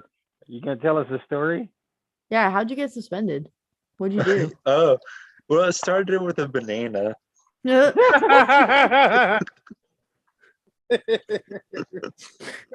this is an Go on. Maybe this is an upcoming episode of King of Cups. This might be better to keep it on King of Cups, man. Just wait, give it a little teaser here. Whatever you want to do, Chris. I want to sample that. Like, so started with a banana. Well, it started with a banana. I'll share it here because it's not that thrilling of a story. Basically, what happened was, I was sick for a few days, and I came back to school, and we only had one media class that had like a free version of Photoshop that we was learning from, and that was one of the only classes like I really cared about at the time. And I went up to one of the girls that was in that class that I knew Oh no. to see what I missed from the days I was sick. This was first thing in the morning, and her boyfriend kind of teased me a lot. Right. Being And disrespectful. yeah. And I was like, oh yeah, she's with him, but I really kind of want to know what I'm walking into since I missed a couple of days. I can handle a little bit of teasing, you know. So I walk over to her in the morning in the cafeteria, and he's holding a peel, like a banana peel, minus the banana, but he's swinging it around like a nunchuck, and he's doing it in my direction. He's trying to, you know, tease me, I guess. And as she's swinging around, the stem of the banana peel gets jabbed into my eye. Oh shit. Ow. And since he's teased me before, and technically that's an offense, my initial reaction was to get him away from me. And so I put my hand over one eye and I swing at him with the other, and I punched him right in the head to knock him away from me. And the counselor and assistant principal was standing up against the wall, and they didn't do anything. They would just watch the whole thing because they didn't care. That's their job basically now. And then I didn't hit him again. I just hit him to get him away from me, and I walked away. And I was going to go to the nurse because my like I was worried about my eye. But he had stopped along the hall because his girlfriend walked away with him, and they had stopped like between the hall I needed to get to go to the nurse's office. So I was waiting for them to move. I knew the bell would ring soon. So I figured as soon as the bell rings, they'll move. I'll be able to go to the nurse. So I'm standing there with my eye covered. And I was a social butterfly. I went to all the different groups, and people started noticing me covering my eyes, standing in the corner. And so they came over to me. And I had, by a few minutes, I had a whole group surrounding me, asking me what happened. And as soon as my friend found out what happened, he yelled from down the hall, threw his backpack down, and just rained at him and started beating him up for me, basically. Nice. That's a friend. And that's when the principal came around the corner right at that time. And as soon as the principal saw that,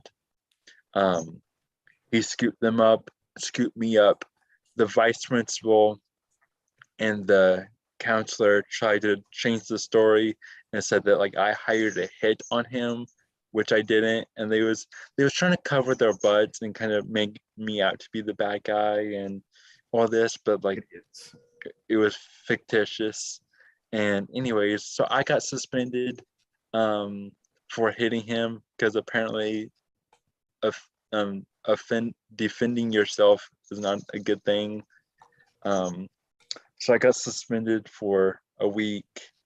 Then my friend got suspended for a month, and the kid that hit me with the banana peel in the eye got suspended for 2 days. Dang. Sounds like It was typical criminal justice system. I Yeah. got sent home a lot or not sent home, but I got in trouble with my clothes a lot because of my legs are super long. So I could never find pants or shorts that were like 2 inches above my knee. So I always had to wear like basketball shorts every day. I hated it. That's funny. I mean, it's not because that sucks. It sucks. And I did not like basketball shorts at all. Well, it's good old school. I had people look for me at one time, and I remember I was in PE class, and they're like, "Hey, have you seen this little white girl named Emma?" Blah blah blah, and I was like, "No, I don't know the bitch," and then they just left. That shit was funny. If I see her, I'll let you know. Yeah, and I was like, there's only like 3 white girls in this whole school, and I'm like, I'm one of them. It's not hard to miss. And my hair was pink and purple at the time, so Like, Yeah, so they didn't get a very good description on you anyway, right? no, it could have started from the day before. There was a big riot that happened at school. And then my friend lived down the street from the high school, like literally on the same street. And all the kids that would walk home would pass his house. So all the other like outside riots would happen there. And people would jump on cars, break windows. Like it sucked. And it happened in one of his front yards once where his mom and grandma were outside, like yelling at everyone in Spanish, like, hey, get off my lawn. I need to back up my car. I need to go somewhere. This dude, this football player, punched my friend's grandma and knocked her out. Oh And man, that that's crazy. started like a Yeah. huge fight because he broke her jaw. She was 78, I think. And it started a no. huge fight. And then the next day, it was Oh, that even could be bigger. murder. You know, Yeah. that'll get you murdered because they'll come get you for that kind of shit. Yeah. And then like we're all in his backyard, like ready to get down. There was like hundreds of us. And then the riot or whatever happened, and all the cops came. They were shooting like rubber bullets at us, like all the gas. So the helicopter, we were on the news. Wow. And then they were interviewing my friend's parents and the grandma. And like, hey, like, how do you feel like about how this happened? And they were like, yo, this happens like every week. It's just this time the grandma got punched, blah, blah, blah. Yeah, And this happens all the time, but now they've finally been disrespectful enough that shit's going down. Yeah, and it sucked. And that was like a normal thing. And then I saw on Yeah. Facebook the other day, like Silverado had like their first like 5-person fight in and all the comments were like, damn, back in my day, there would be 600 people going at it. And like Yeah. and like all the comments are funny. Like, are you seriously making a post about this? And it was on the news, and everyone's like, dude, you should know like the we used to history. brawl. Exactly. What are you talking about, right? Yeah, and Yeah, it's I'm like, glad you seem like you came through it all okay. I'm glad you're okay because that's really fucking hardcore shit you're dealing with. I thought it was kind of amusing because I went to like a high school before where it was just all really rich white kids that had BMWs and street bikes. Right. And I couldn't get along with everyone. Everyone just Oh yeah, so, those like, people are dangerous in a different way. yeah, and they're just so mean. And I couldn't like They are like Heathers. get along with anyone. And then when I went to this school, everyone was like super ghetto and hood, but I got along with the cholos really well, which was funny. And then like the punk kids, the skaters. I mainly hung out with the skaters and like the potheads. That was about it. Yeah, there was drama in my school a little bit because like I said, I was a social butterfly, floated around, but the crowd that I hung around the most was with the stoners, and there was like everyone was worried that like they was like giving me drugs and like, oh no, the stoners are gonna. No, I was selling them. I was making a lot. I was making more than my mom. Everyone was like, they're gonna taint the sweet disabled kid. Yeah. Little do they That's know. how everyone saw me. I think. I mean, I could be an ass sometimes when I was younger, for sure. But I think the majority of people saw me as like this sweet, innocent, disabled kid. So I think that's where that started. No, yeah, people always presume that the disabled people are, they're the innocent ones. They're disabled. So you know, that means that they're not mischievous or bad. And it's just like, to me, that's funny because I've been helping and working with disabled people my whole life. It's like, my friend Johnny was the most, they used to call him a catch 44 because he was worse than a catch 22. That's funny. Like one time we were driving home at like almost 2:00 in the morning, and the cops, and he'd just drive from his wheelchair. He'd drive in his wheelchair, and he wouldn't wear a seatbelt. He had a seatbelt that you could click across him, but it didn't do anything because his wheelchair locked into the floorboards with a mechanism on a bolt. But if we ever got in a car accident, he'd have just went flying. He just had like a little tiny strap on his wheelchair that barely held him to the frame, But one time the cops came flying down the hill, lights on, and we're thinking, fuck, because we're almost home. We want to be home and be in bed, right? It's late. Like, we're already out way too late. You really shouldn't stay up that late if you're in a wheelchair because you get a pressure sore and shit, And so I was like, damn, Johnny, like, you were speeding or what? And by the time we were like trying to get pulled over to the side of the road and get ready, everything, the cops turned their lights off and flew by full speed. And I told him, they ran your plates, dude. They realized it was you, and they're out of here. They ran away. They're like, no way, we're not dealing with John Wilmot right now. We're fucking out of here. We're not even dealing with that guy. Oh and my they God. just turned the lights off, and they flew past us, literally going 100 miles an hour. I laughed so hard. Cops were so weird at my school because I remember one time they caught us hotboxing my friend's car. And these cops, there's two cops, one was just in the car, and then one came out and like he made us all get out and stand in line. We were all really high. And I remember I was like, oh God, this sucks. I was like 16, maybe at the time, 17. And then the cop was like, all right, give me all your stuff. He's like, put it in my hand. I'm like, okay. And he's like, okay, if this weed falls and it hits the ground, it's fake. And we're like, what? And he's like, if I drop it, it flies away, it's real. And then the other cop came out and he was drinking a Bud Light. And then he's like, quit messing with these kids. And then like he dropped the weed and it hit the ground. He's like, well, turns out it's fake. You guys gotta start buying better shit.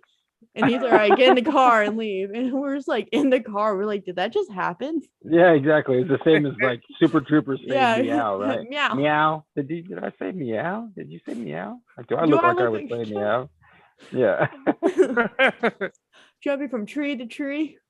I'm still waiting for my snacks, Alan Marcus. Yeah, me too. So Chris was supposed to get snacks? Is that what he's doing? Alan was getting snacks, he said. Oh. Yeah. He disappears a lot, I noticed. He turns back into a pumpkin or something. I think Alan's one of those guys that requires sustenance to stream, you know. That makes some sense. people can make it to the end of the stream, but some people require sustenance to I do. stream. It's a high energy job. Being You just eat just tubs of butter. yeah, usually. Now honey butter today. Oh, How's it going, Jim's Martin? always been eating the. Martin jumped in. What's up, is dude? Martin here? Martin is Yeah, in. I'm surprised to see you coming in so late. Welcome. Couldn't Whoa, sleep, Martin. man. Something Yeah. got in bed with me like a spider. Oh no! Bit the hell out of me the other night. Serious? Oh man, I'm All over sorry to my hear body. that. So yeah, I Oh, couldn't that's sleep. lame. Got my nuts. God damn it. Seriously, That's terrifying. Fucking spider. bro. Well, he wasn't one of us, man. That's our rival gang, and we'll kick their ass if we see him. Yeah, kick his ass. Would you? It's gonna be on like Donkey Kong. We're gonna squish you, motherfuckers, for that. Spider on spider crime. Bait on sight. Fuck that. Yeah, it sucks. Right, on dude. site, exactly. It's on site with these spiders. Fucking with our Bait friends' on nuts. sight.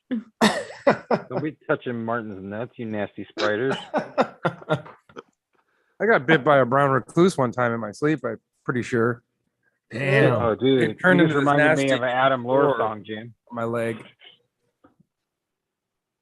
It sucked. It could have been a chigger, I guess, something like that. So yeah, I shouldn't blame the spiders. Sorry, You never spider. know. I would blame the spider. Never know. He was up in your bed throwing gang signs. I hate Yeah. Dude, Adam Lore wrote this song because he got bit by a brown recluse too, and it screwed his arm all up. And I don't even know if this song exists anywhere. He probably has a recording, but it was like, I got bit by a spider on my arm. I had to go to the hospital. I wish I could remember the rest of it. It was so like really dramatic, but like it really did screw up his arm pretty bad, man. Like his no joke. it went all necrotic and like it was a big old nasty. Oh, I forgot to deal. show you guys. I found this at a thrift store.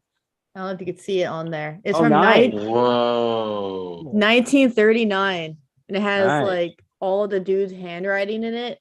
1939 something, a member of Westwood.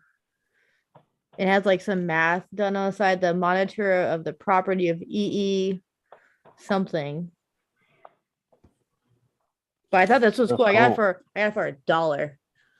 In a thrift store? Yeah. What? Dude, And I that's was Yeah, like- because insane. people don't know that they're not supposed to donate it. It used No. to be that there's a code, so people don't know anymore. Yeah. Because they're not because I bought some stuff like that, but then I gave it away to my friend who was a Mason. Very similar book. It was Yeah. Blue Lodge from Oregon. I want to give it to someone, but I don't know anyone that is. I think my dad is, but I think he's low key about it. And then he apparently found a bunch of my grandma stuff that was the Order of the Eastern Star. Yeah. And I'm trying to ask my dad to let me have it so I could do something with it. And he won't, like, he's keeping it hostage. I'm like, you don't even know what it is, Dad. They do. I He gotta does. say, The pages are all folded. the highlight of my week last week was that I was able to tease, mock, playfully Alan Greenfield. I remember. That's pure piracy. When you That's pointed that pure out later, piracy. dude, I was so happy. I thought that was funny as hell. Because I didn't think anyone got it at the time, so I was like, I gotta say something so people understood what I was doing. Yeah, your level of comedy is deep. It was Chris. great though, man. It's so funny, Awesome. dude. So what was it that you did? So okay, so if anyone didn't catch it, on the last Weaving Spiders, they interviewed Alan Greenfield, and I came in late on the later half of the stream, and I saw what went down, what was going through my head as they're asking questions about Alan Greenfield and he's talking. It was cool. He's a big name and he seemed like a fairly nice guy. But some of the stuff I was kind of iffy on that he was saying, and so He definitely has a sense of humor. Yeah, he definitely has a Yeah, sense he's of pretty humor. silly. He was being pretty silly. Yeah, that was pretty fun. He had a good camaraderie that was really good in a weave. And so I was like, I was thinking about it because I didn't have any questions for him because I haven't read any of his books. And I just I've heard his name around on podcasts and I've seen him on like Kelly and things. So I know of him, but I don't know his content really. So I didn't have any questions. And I see Jim doing his thing and he has the 3D glasses on. So I'm like, oh, I wonder if there is a cool, and I was bummed because I didn't have my hat yet because I was supposed to get my hat that day, but I didn't get it till the day I recorded the Roger Rabbit King of Cups video, Alan and Gabe. And so I was like, I wonder if there is a filter that I could use. And I was looking through it and I saw the pirate one. And as soon as I saw the skull and crossbones on the pirate, I was like, oh, I can mock Alan Greenfield because the skull and crossbones, of course, is a very common Masonic symbol. So since he is always, he's like, oh, I've been in this lodge, this secret society, yada yada. I was like, he's really well known for like talking shit about the OTO. Like he used to be a member and now he doesn't have any problem. Like he kind of threw the current head of the OTO under the bus a little bit. Yeah, during which the was stream. cool. I was listening to him. I'm like, all right, like we didn't prompt you to do this, so if you want to just attack dude out of the blue, that's your business, right? Yeah, it was very interesting. So I was like, why not throw up the skull and crossbones via disguised as this pirate filter through Zoom and just wear it for a little bit and be like, haha, I'm a Mason. I'm one of the Masons. I'm hanging with the Masons. So I do it and I was like, okay, I've worn it enough. I'm gonna turn it off because I didn't want to steal Jim's thunder because that's kind of his thing to be goofy. So I want to go turn it off. Everyone to- can be goofy. But to make sure that like so at least some people got it right before to turn it off, I point at it and go skull and crossbones. And then I turn it off. And I don't say I leave it at that. I Nice. leave it at that. Beautiful. And then later, of course, in the Leaving Spiders Telegram, I take a screenshot and I go, it's just me playfully mocking Alan Greenfield. It makes me want to go clip it now. Like go clip the video. Yeah, you might as well. Yeah. So I So can that's screen record it I pretty easy. just that's just cool to say. Like, yeah. Yeah, I- it's just I- clout. You know, it's Yeah. a good piece of clout, you know. Yeah, I can just be Stupid talking as, to as a lot of people are about trying to chase clout, that's like a really subtle, smart thing to do, you know. Yeah, and anybody has these settings in Zoom. You can, it's in the preferences. You can set stuff up. I'm pretty sure it's on phones as well. No, How it is do on the you computer. how do you do the thing with your shirt? Is that on Zoom? What is Yes, No, How do you do that? it's I wanna on do Zoom. that. it's a secret. I wanna I haven't know. asked because that's I've never Jim's heard him thing. tell anybody yet. Oh, I could. Yeah. You guys can do it if you want to. It's I wanna do really about lighting, but Oh. there's it. it's Chroma key or using chroma key to do it? pretty much it's a you can set up virtual backgrounds on Zoom, so you can Oh, choose virtual background. choose what color Oh. you want to use. Wow. I just set it up for my shirt. Oh, you had to download it? It says download. It's on a but computer. I have a green screen. Damn, I wish I did. Should be on your in the Zoom preferences setting. Go to background and effects. Yeah, that's what I'm doing, but it says I had to download it all. Yeah. I don't know if I have space because all my space is on video So game background stuff. and effects, and then video filters, maybe. No. Background, yeah, virtual backgrounds is the background, and video filters is the like Then studio effects. sunglasses or the I don't know No. what studio effects is. I might not have the whole thing up to date, or it could be because I have a Mac. Some things are different. Adjust for low light. Ooh. Oh wow, that's kind of better. Not really. It doesn't Oh. really do much. I really don't want to. I haven't asked because that's a very Jim thing to do, is to get it on his shirt. So I knew if I messed around with it a little bit more, I probably could figure it out. But No, I don't You mind gotta- if you, people you, look you gotta cool. know that Jim wants everybody to be as goofy as he is at all times, in my opinion. Now that's just my opinion. Correct me if I'm wrong, Jim. But if everybody started cutting up to yeah, the but max, that's how Jim speaks because he's pretty quiet of a presence. Well, I like to listen. I sit back because there's always something I can learn. And if I'm flapping my gums, then nothing's gonna come in. If everything's just coming out, like I'm a Yeah. selfish person. I do this True because that. I'm selfish and I want to gain all this awesome insight from all of you smart folks. Yeah, That's how I feel. Speak- I'd rather not speaking- talk. speaking of that, How's it not that's one working? of the other things Oh. about King of Cups.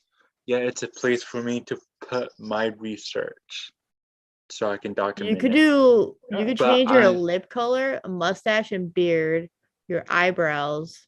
Oh yeah, I forgot about that. Yeah, Wow. but the other thing I'm wanting to do with King of Cups is let other people use that platform to document their research that they can't fit on their own podcast or in a weave. Like I Nice, said, I know Jim has something he wants to talk about that we'll eventually get around to. So if there's any other people that are doing research and they can't fit it in podcast or they can't fit it in a weave, yeah, then we could bring it over on the King of Cups. That's great. Yeah, man. I'm glad you said that because because then it makes me think like, there's there's no- show. there was no form, You there's see it? no length to mine. our first video is literally us, like discussing a movie. It's 2.5 hours, but we could record. Say if SB wanted to do something that's 10 minutes long, we could do something that's just 10 minutes long. That's great It's to just know. whatever it needs to be. I think I'm gonna keep this one for a little bit. I heard I like his. it. I heard his voice in my head today. That's funny that you bring him up as your background, because he's the one that goes, my leg, when My his leg. leg. Because My I was down for a little while and I got up, and when you move after being in one position for a while, you can feel like your muscles could like take a sigh. yeah. Like, Yeah. I'm moving again. I felt that. And in my head, I heard clear as day his voice just go, my leg. My leg. Dude, SpongeBob memes are superior. I used to hate SpongeBob as a kid because I thought it was like for not just smart people. I was like, I'm not watching that. It's not funny. And then I hit high school. I'm like, this is gold.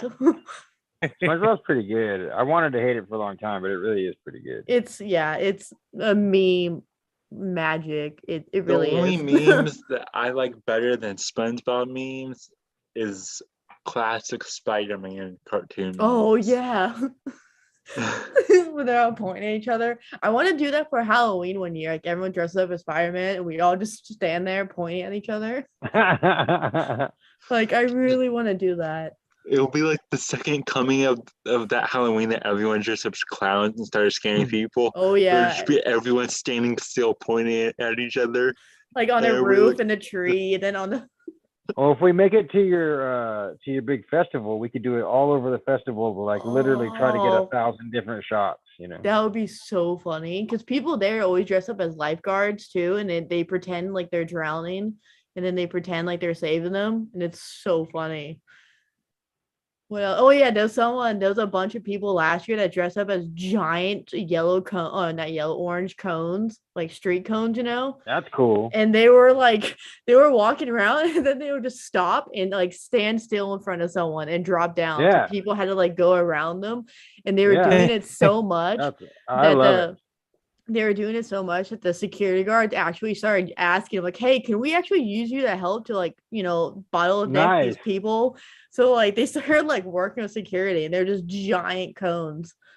That's great. They actually pulled it off to the point where security is like, actually, your joke is a useful part of the show. Or Exactly. And I remember like all the firefighters that would walk around, they would just laugh the whole time and point at people because they were just like, wow, look at these people. Like That's there's funny. people like on one wheels everywhere. There's people like on weird like segways, like those ones that just like are in between your leg that you don't hold on to.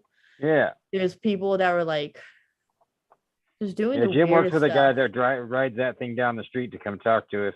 The one That's wheel. cool. I One want wheel, one, yeah. but they're like It's so cool. $3,000. Yeah. No, one day. Yeah, I think I'd eat shit. I look at the way he's riding it, and he was telling me, he's like, "You want to try it?" I'm like, "No, I'm all good, man. Thank you." I seen my old coworker. She fell really bad, and she got her whole body got like bruised up and road On a one rash. wheel? Yeah, it was kind of funny though because no one liked her, and I was like, "Ha, Carver." That's funny. I was like, "That's." No, it makes me think of the dude that invented Segway, like drove that thing off a cliff. Either that or he faked his death. But I always Did he thought that was really? jacked up. Yeah. I vaguely remember that. I bet somebody killed him. I thought that was like a movie scene or something, like a comedy. What? That actually happened? Yeah, supposedly that's what he did. That's And you know me, I'm ironically skeptical. hilarious. Yeah, Now skeptical that of I everything. think about but- it, in almost every movie I've seen with a segue, including a movie called Paul Blart Mall Cop, Yeah, I remember that movie. I never saw that one. there's always a scene in slow motion of them jumping in a Segway. I like the one from Grandma's Boy when he's like on his going around everywhere. Do you remember that? Oh, I love that movie. Yeah. Grandma's Boy is probably the Grandma's best Boy movie. is made by the guy who made Freaks and Geeks, and it stars the same actors and actresses. He as made Freaks and Geeks. Freaks and And Geeks. he considered Freaks and Geeks a prequel to Grandma's Boy, and those were the same characters, just different names. Was Heath Oh, Ledger yeah. I've in said it in Freaks an and Geeks? interview. I don't think Freaks so. and Geeks that That was a TV starred. show, right? Yeah, there was a TV show starring Seth Rogen and James Yeah. Franco. Was Heath Ledger in that? Or am I I don't think he was. mixing No. that up? No, he was No. in that movie? Where was it? 10 Things That I 10 Things Hate I Hate About About You. Oh, I love that movie. That's like the only chick flick movie I like. It's not even like that much of a chick flick. The only chick flick movie that I like really genuinely like, and I think it's a good movie, is Serendipity. I'd never seen that one. Because there's the whole story of the fool, and you have to be a fool to fall in love, and there's stages of the tarot, and there's this whole astrology thing. At the end, he sits still, and only because the whole movie is him trying to control fate.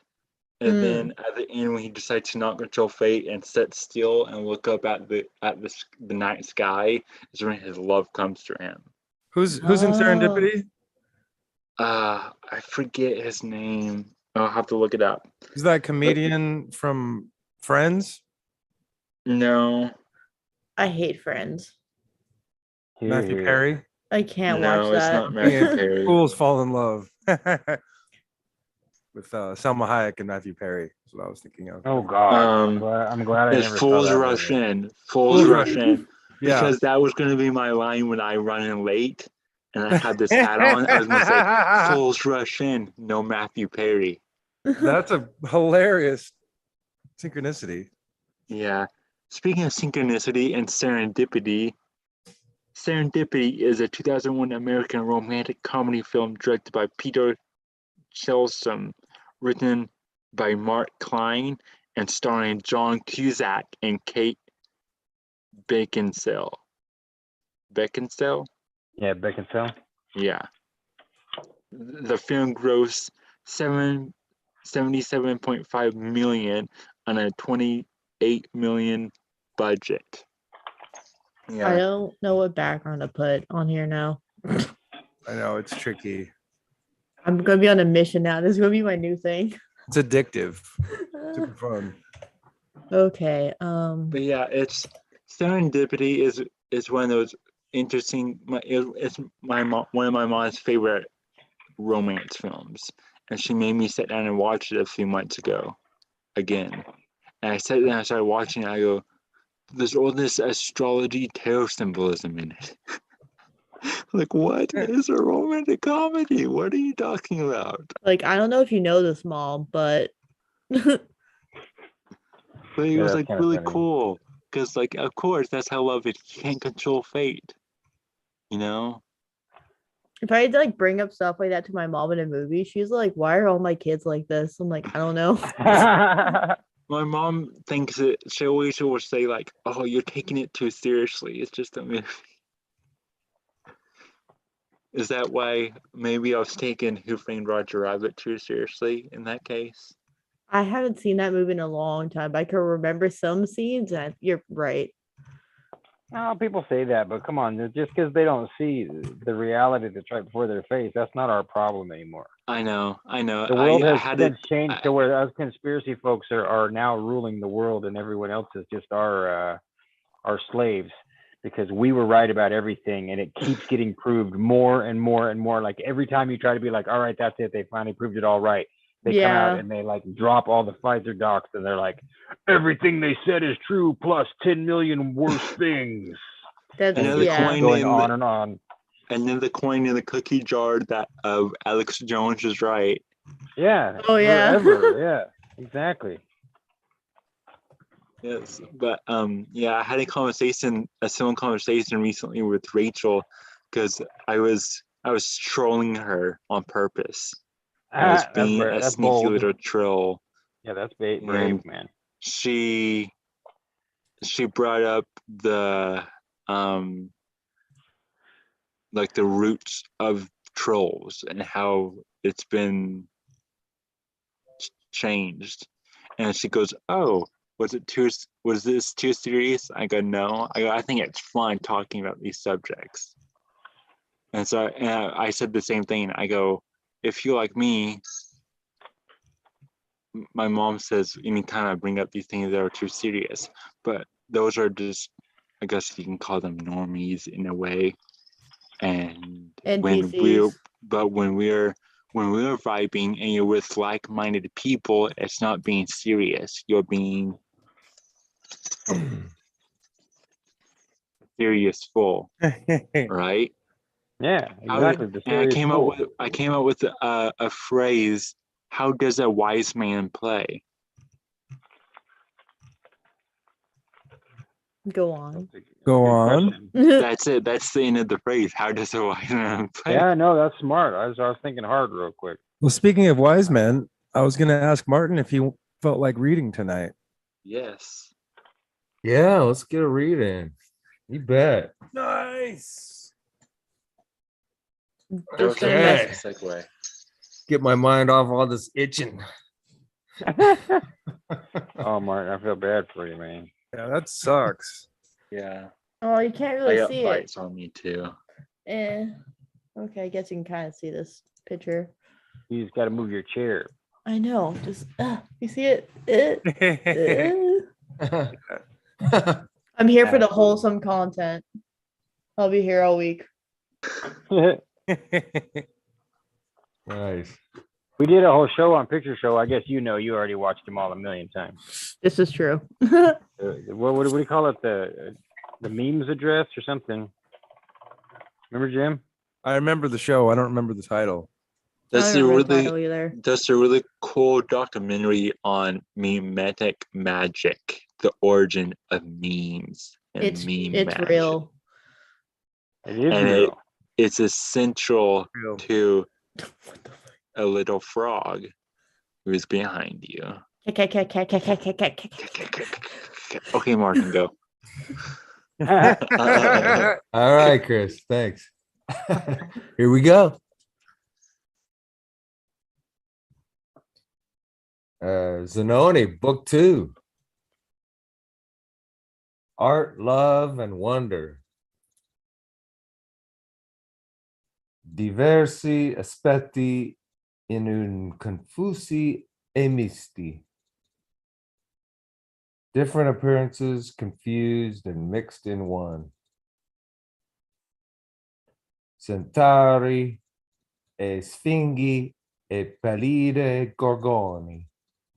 Centaurs and sphinxes and pallid gorgons. Chapter 1. One moonlit night in the gardens at Naples, some 4 or 5 gentlemen were seated under a tree, drinking their sherbet and listening in the intervals of conversation to the music which enlivened that gay and favorite resort of an indolent population. One of this little party was a young Englishman who had been the life of the whole group, but who, for the last few moments, had sunk into a gloomy and abstracted reverie. One of his countrymen observed this sudden gloom and, tapping him on the back, said, "What ails you, Glendon? Are you ill? You have grown quite pale. You tremble.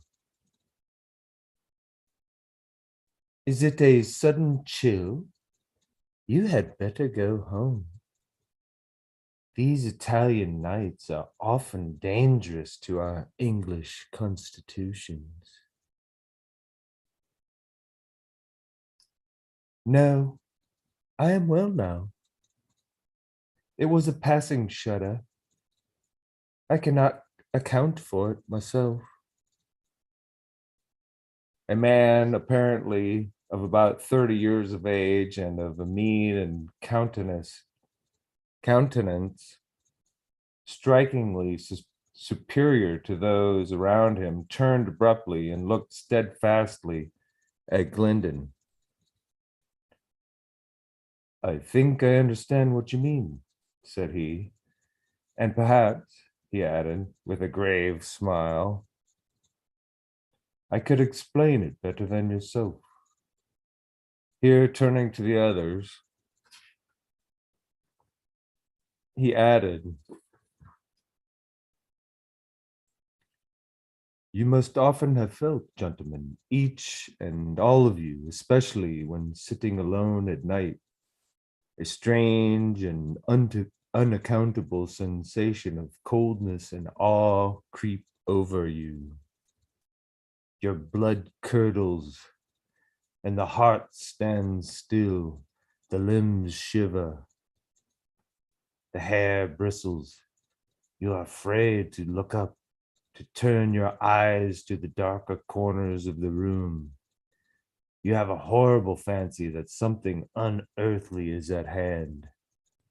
Presently, the whole spell, if I may so call it, passes away, and you are ready to laugh at your own weakness. Have you not often felt what I have thus imperfectly described? If so, you can understand what our young friend has just experienced, even amidst the delights of this magical scene and amidst the balmy whispers of a July night. Sir, replied Glendon, evidently much surprised, you have defined exactly the nature of that shudder which came over me. But how could my manners be so faithful an index to my impressions? I know the signs of visitation, returned the stranger gravely. They are not to be mistaken by one of my experience.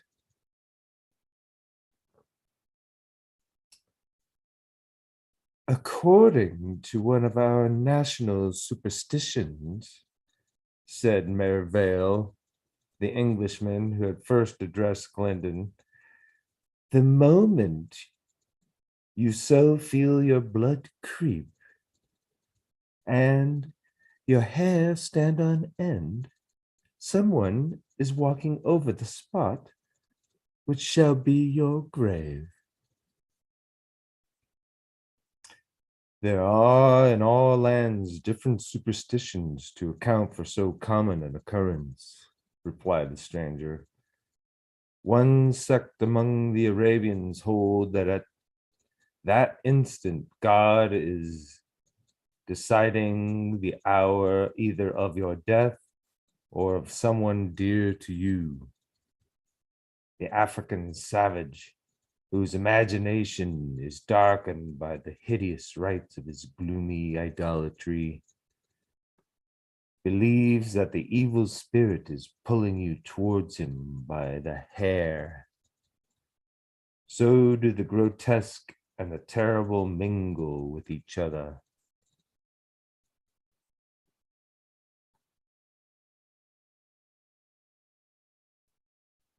It is evidently a mere physical accident, a derangement of the stomach, a chill of the blood, said a young Neapolitan with whom Glendon had formed a slight acquaintance.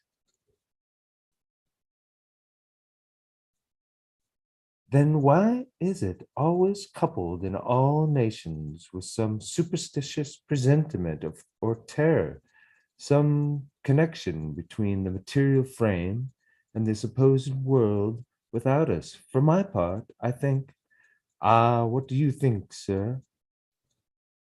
Asked Glendon curiously. I think, continued the stranger, that it is the repugnance and horror with which our more human element recoils from something indeed invisible, but antipathetic to our own nature, and from a knowledge of which we are happily secured by the imperfection of our senses. You are a believer in spirits, then? Said Mervale, with an incredulous smile. Nay, it was not precisely of the spirits that I spoke, but there may be forms of matter as invisible and impalpable to us as the animuncula in the air we breathe, in the water that plays in yonder basin. Such beings may have passions and powers like our own, as the animuncula to which I have compared them.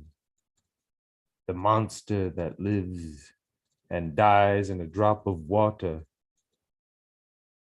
carnivorous, insatiable, subsisting on the creatures minuter than himself, is not less deadly in his wrath, less ferocious in his nature than the tiger of the desert.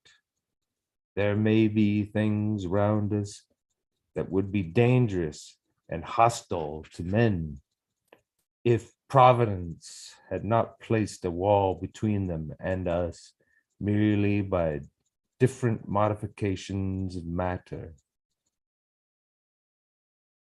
And think you that wall never can be removed? Asked young Glendon abruptly. Are the traditions of sorcerer and wizard universal and immemorial as they are merely fables? Perhaps yes, perhaps no, answered the stranger indifferently. But who, in an age in which the reason has chosen its proper bounds, would be mad enough to break the partition that divides him from the boa and the lion, to repine at and rebel against the law which confines the shark to the great deep? Enough of these idle speculations. Here the stranger rose, summoned the attendant, paid for his sherbet, and bowing slightly to the company, soon disappeared among the trees. Who is that gentleman? Asked Glendon eagerly. The rest looked at each other without replying for some moments. I never saw him before, said Mervale at last. Nor I.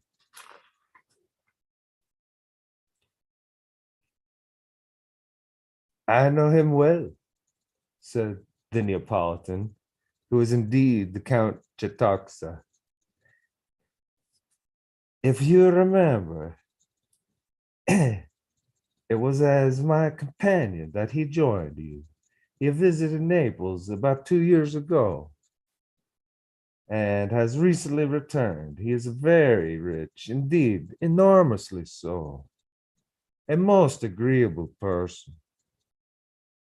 I am sorry to hear him talk so strangely tonight. It serves to encourage the various foolish reports that are circulated concerning him. And surely, said another Neapolitan, the circumstance that occurred to but the other day is so well known to yourself, Chetoxa, justifies the reports you pretend to deprecate. Myself and my countrymen, said Glendon, mix so little in Neapolitan society that we lose much that appears well worthy of lively interest. May I inquire what are the reports and what is the circumstance you refer to? As to the reports, gentlemen, said Chetoxa, courteously addressing himself to the two Englishmen, it may suffice to observe they attribute to the Signor Zanoni certain qualities which everybody desires for himself, but damns anyone else for possessing. The incident Signor Belgiosi alludes to illustrates these qualities and is, I own, somewhat startling. You probably play, gentlemen. Here Chetoxa paused, as both Englishmen had occasionally staked a few scudi at the public gaming tables. They bowed assent to the conjecture. Chetoxa continued. Well, then, not many days since, and on the very day that Zanoni returned to Napoli, it so happened that I had been playing pretty high and had lost considerably. I rose from the table, resolved no longer to tempt a quick fortune, when I suddenly perceived Zanoni,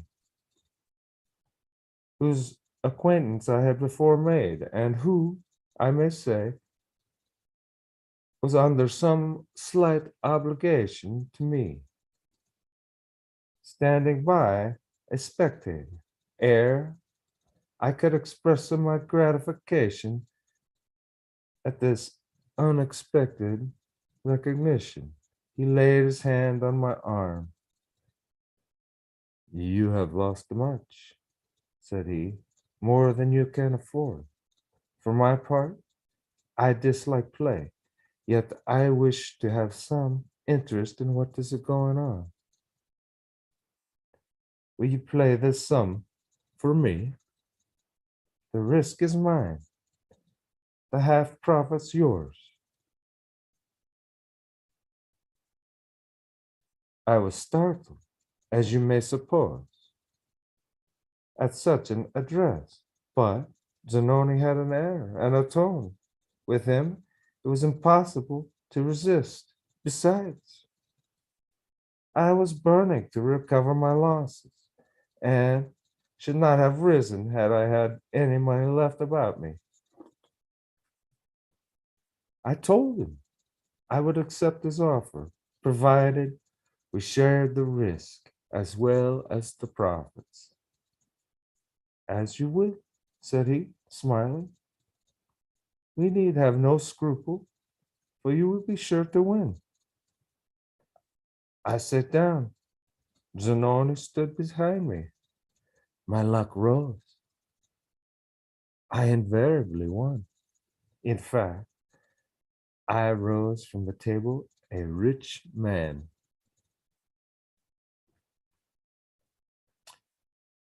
There can be no foul play at the public table, especially when foul play would make against the bank. This question was put by Glendon. Certainly not, replied the Count, but our good fortune was indeed marvelous, so extraordinary that the Sicilians are all ill-bred, bad-tempered fellows, grew angry and insolent. Sir, said he, turning to my new friend, you have no business to stand so near to the table. I do not understand this. You have not acted fairly. Zanoni replied with great composure that he had done nothing against the rules, that he was very sorry that one man could not win without another man losing, and that he could not act unfairly, even as disposed to do so. The Sicilian took the stranger's mildness for apprehension and blustered more loudly. In fact, he rose from the table and confronted Zanoni in a manner that, to say the least of it, was provoking to any gentleman who has some quickness of temper or some skill with a small sword. And interrupted Belgioso, the most singular part of the whole to me was that this Zanoni, who opposite to where I sat, and whose face I distinctly saw, made no remark, showed no resentment. He fixed his eyes steadfastly on the Sicilian. Never shall I forget that look. It is impossible to describe it. It froze the blood in my veins. The Sicilian staggered back, as if struck. I saw him tremble. He sank on the bench. And then, yes, and then, said Chitaxa, to my infinite surprise, a gentleman, thus disarmed by a look from Zanoni, turned his whole anger upon me. But Perhaps you do not know, gentlemen, that I have some repute with my weapon. The best swordsman in Italy, said Belgioso.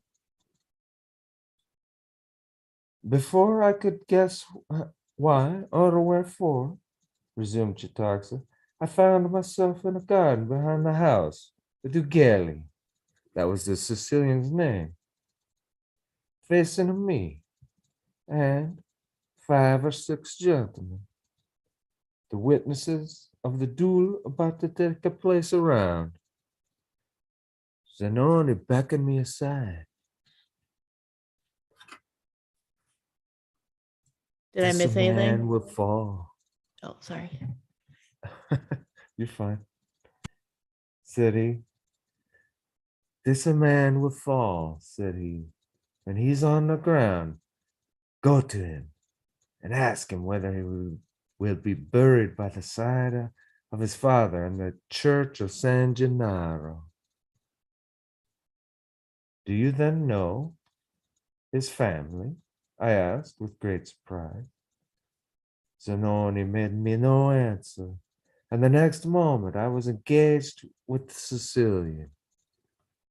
To do him justice, his imbrogliato is a magnificent, and a swifter lunger never crossed a sword. Nevertheless, added Chitaxa, with a pleasing modesty, he was run through the body. I went up to him. He could scarcely speak. Have you any request to make? Any affairs to settle? He shook his head. Where would you wish to be interred? He pointed towards the Sicilian coast. What? Said I in surprise. Not by the side of your father, in the church of San Gennaro. As I spoke, his face altered terribly.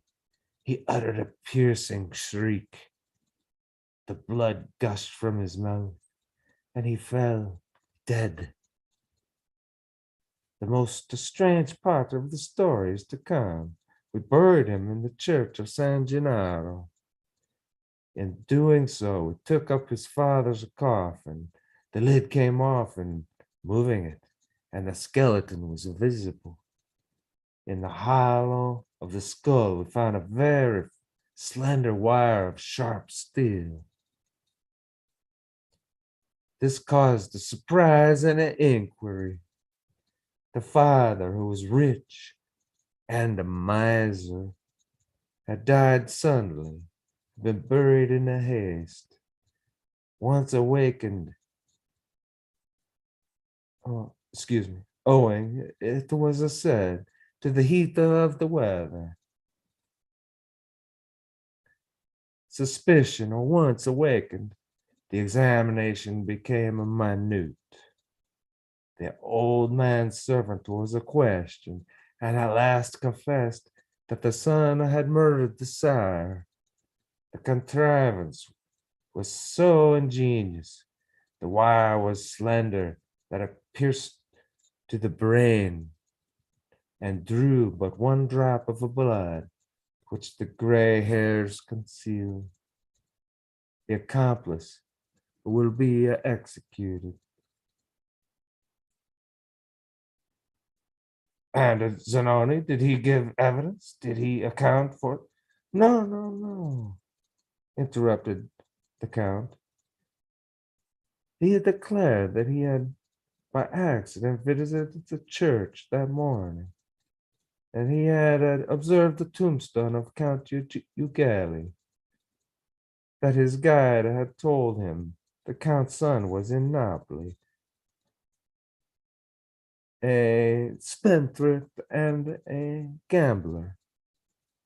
While we were at play, he had heard the Count mentioned by name at the table, and when the challenge was given and accepted, it had occurred to him to name the place of burial by an instinct which he either could not or would not account for. A very lame story, said Mervale. Yes, but we Italians are superstitious. The alleged instinct was regarded by many as the whisper of Providence. The next day, the stranger became an object of universal interest and curiosity. His wealth, his manner of living, his extraordinary personal beauty have assisted also to make him the rage. Besides, I have had pleasure in introducing so eminent a person to our gayest cavaliers and our finest ladies.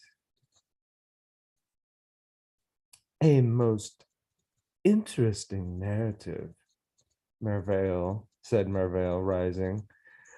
Come, Glendon, shall we seek our hotel? It is almost daylight. Adieu, signor. What think of you this story?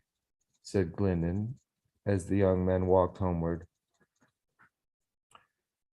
Why, it is very clear that this Zanoni is some impostor, some clever rogue, and the Neapolitan shares the booty and puffs him off with all the hackneyed charlatanism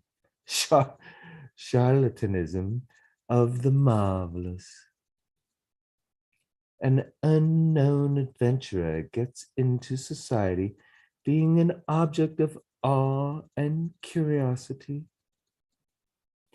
He is more than ordinarily handsome, and the women are quite content to receive him without any other recommendation than his own face and Chitox's fables. I cannot agree with you. Chitoxa, though a gambler and a rake, is a nobleman of birth and high repute for courage and honor. Besides, the stranger with his noble presence and lofty air, so calm and unobtrusive, has nothing in common with the forward garrulity of an impostor. My dear Glendon, pardon me, but you have not yet acquired any knowledge of the world.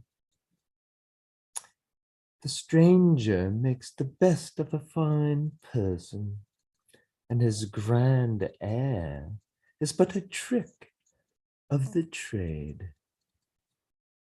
But to change the subject, how advances the love affair? Oh, Viola could not see me today. You must not marry her. What would they all say at home? Let us enjoy the present, said Glendon with a vivacity. We are young, rich, good looking. Let us not think of tomorrow. Bravo, Glendon. Here we are at the hotel. Sleep sound and don't dream of Signor Zanoni.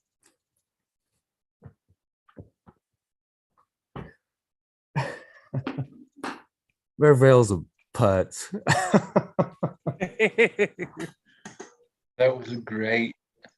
I also noticed that Gabe Slick Dissident uploaded another video, I saw that. and the title of it is FUBJF.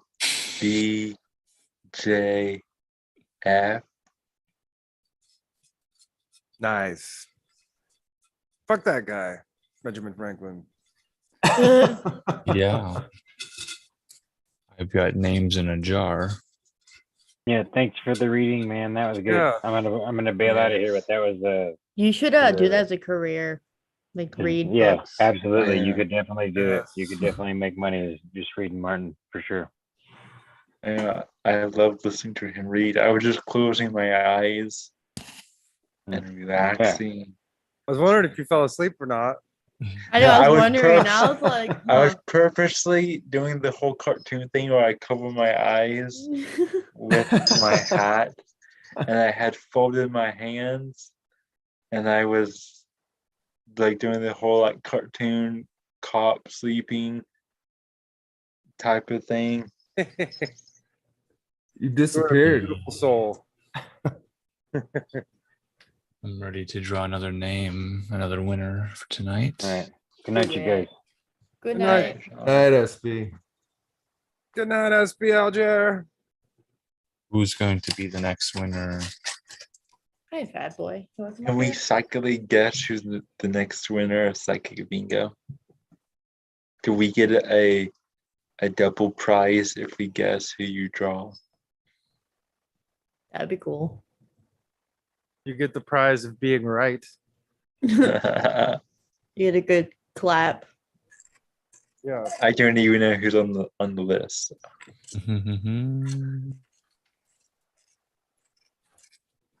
This winner is from Twitter. This is Algorithm on Twitter. Oh, It's all Congratulations blurry. to Algorithm on Twitter. congratulations, algorithm.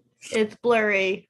Mm, Let me make it big. It's blurry and big. Oh Blurry and big. yeah. Oh. That's not the first time that Alan's heard those words together. Blurry and big. Oh, Where is he? Underwear? Good one, Chris. He's under there. come here, fat boy. oh, geez. Well, you can't really see him, but This is my lifeguard shorts. nice. When you're lifeguarding Baywatch. Guardian Angels. So we'll announce that Algorithm at Elga_rhythm on Twitter is our second winner of the night in the participation prize for tweeting hashtag Weaving Spiders Welcome. Wee. So Algorithm much. on Twitter. That is correct. Congrats, Algorithm. Been a while And since who I've been the there. first Though. What do they win? There's a prize pool, and that's why I'm wearing my swim trunks, because I was going to go for a little Women dip in the prize pool to see what we could pull out. And there's a lot of fun stuff in there. Jim will send you something if you want something to your home address. If you don't want to share a home address, we've had digital prizes. If you don't want a prize at all, you can say, thank you. Just put me on the leaderboard. We'll, I promise I won't reveal your address to anyone, nor will I stalk you or do anything untoward. only that the snails will see the address, and they will deliver it slowly to your address. So if you want something from the prize pool, you I don't even call use it. the U.S. mail, so Mhm. it won't even go into federal hands. What did Do you hand use? deliver it? Do you use Robin and his hoodlums? Maybe. Maybe. Hey. I use Pony Express. When we have snails on staff at the PO box address. I don't have that video available right now because I'm half asleep after this bedtime story that was read to me. And Weaving Spiders Yeah. Welcome Suite 279, Wow. 307 South 9th South Avenue, South 9th Avenue, Walla Walla, Walla, Washington, 99. 99362. Yeah. hmm We 60. made it into a song, and then we memorized it. It's the best way to memorize anything is song form. Yep. One of my favorite ways to memorize stuff.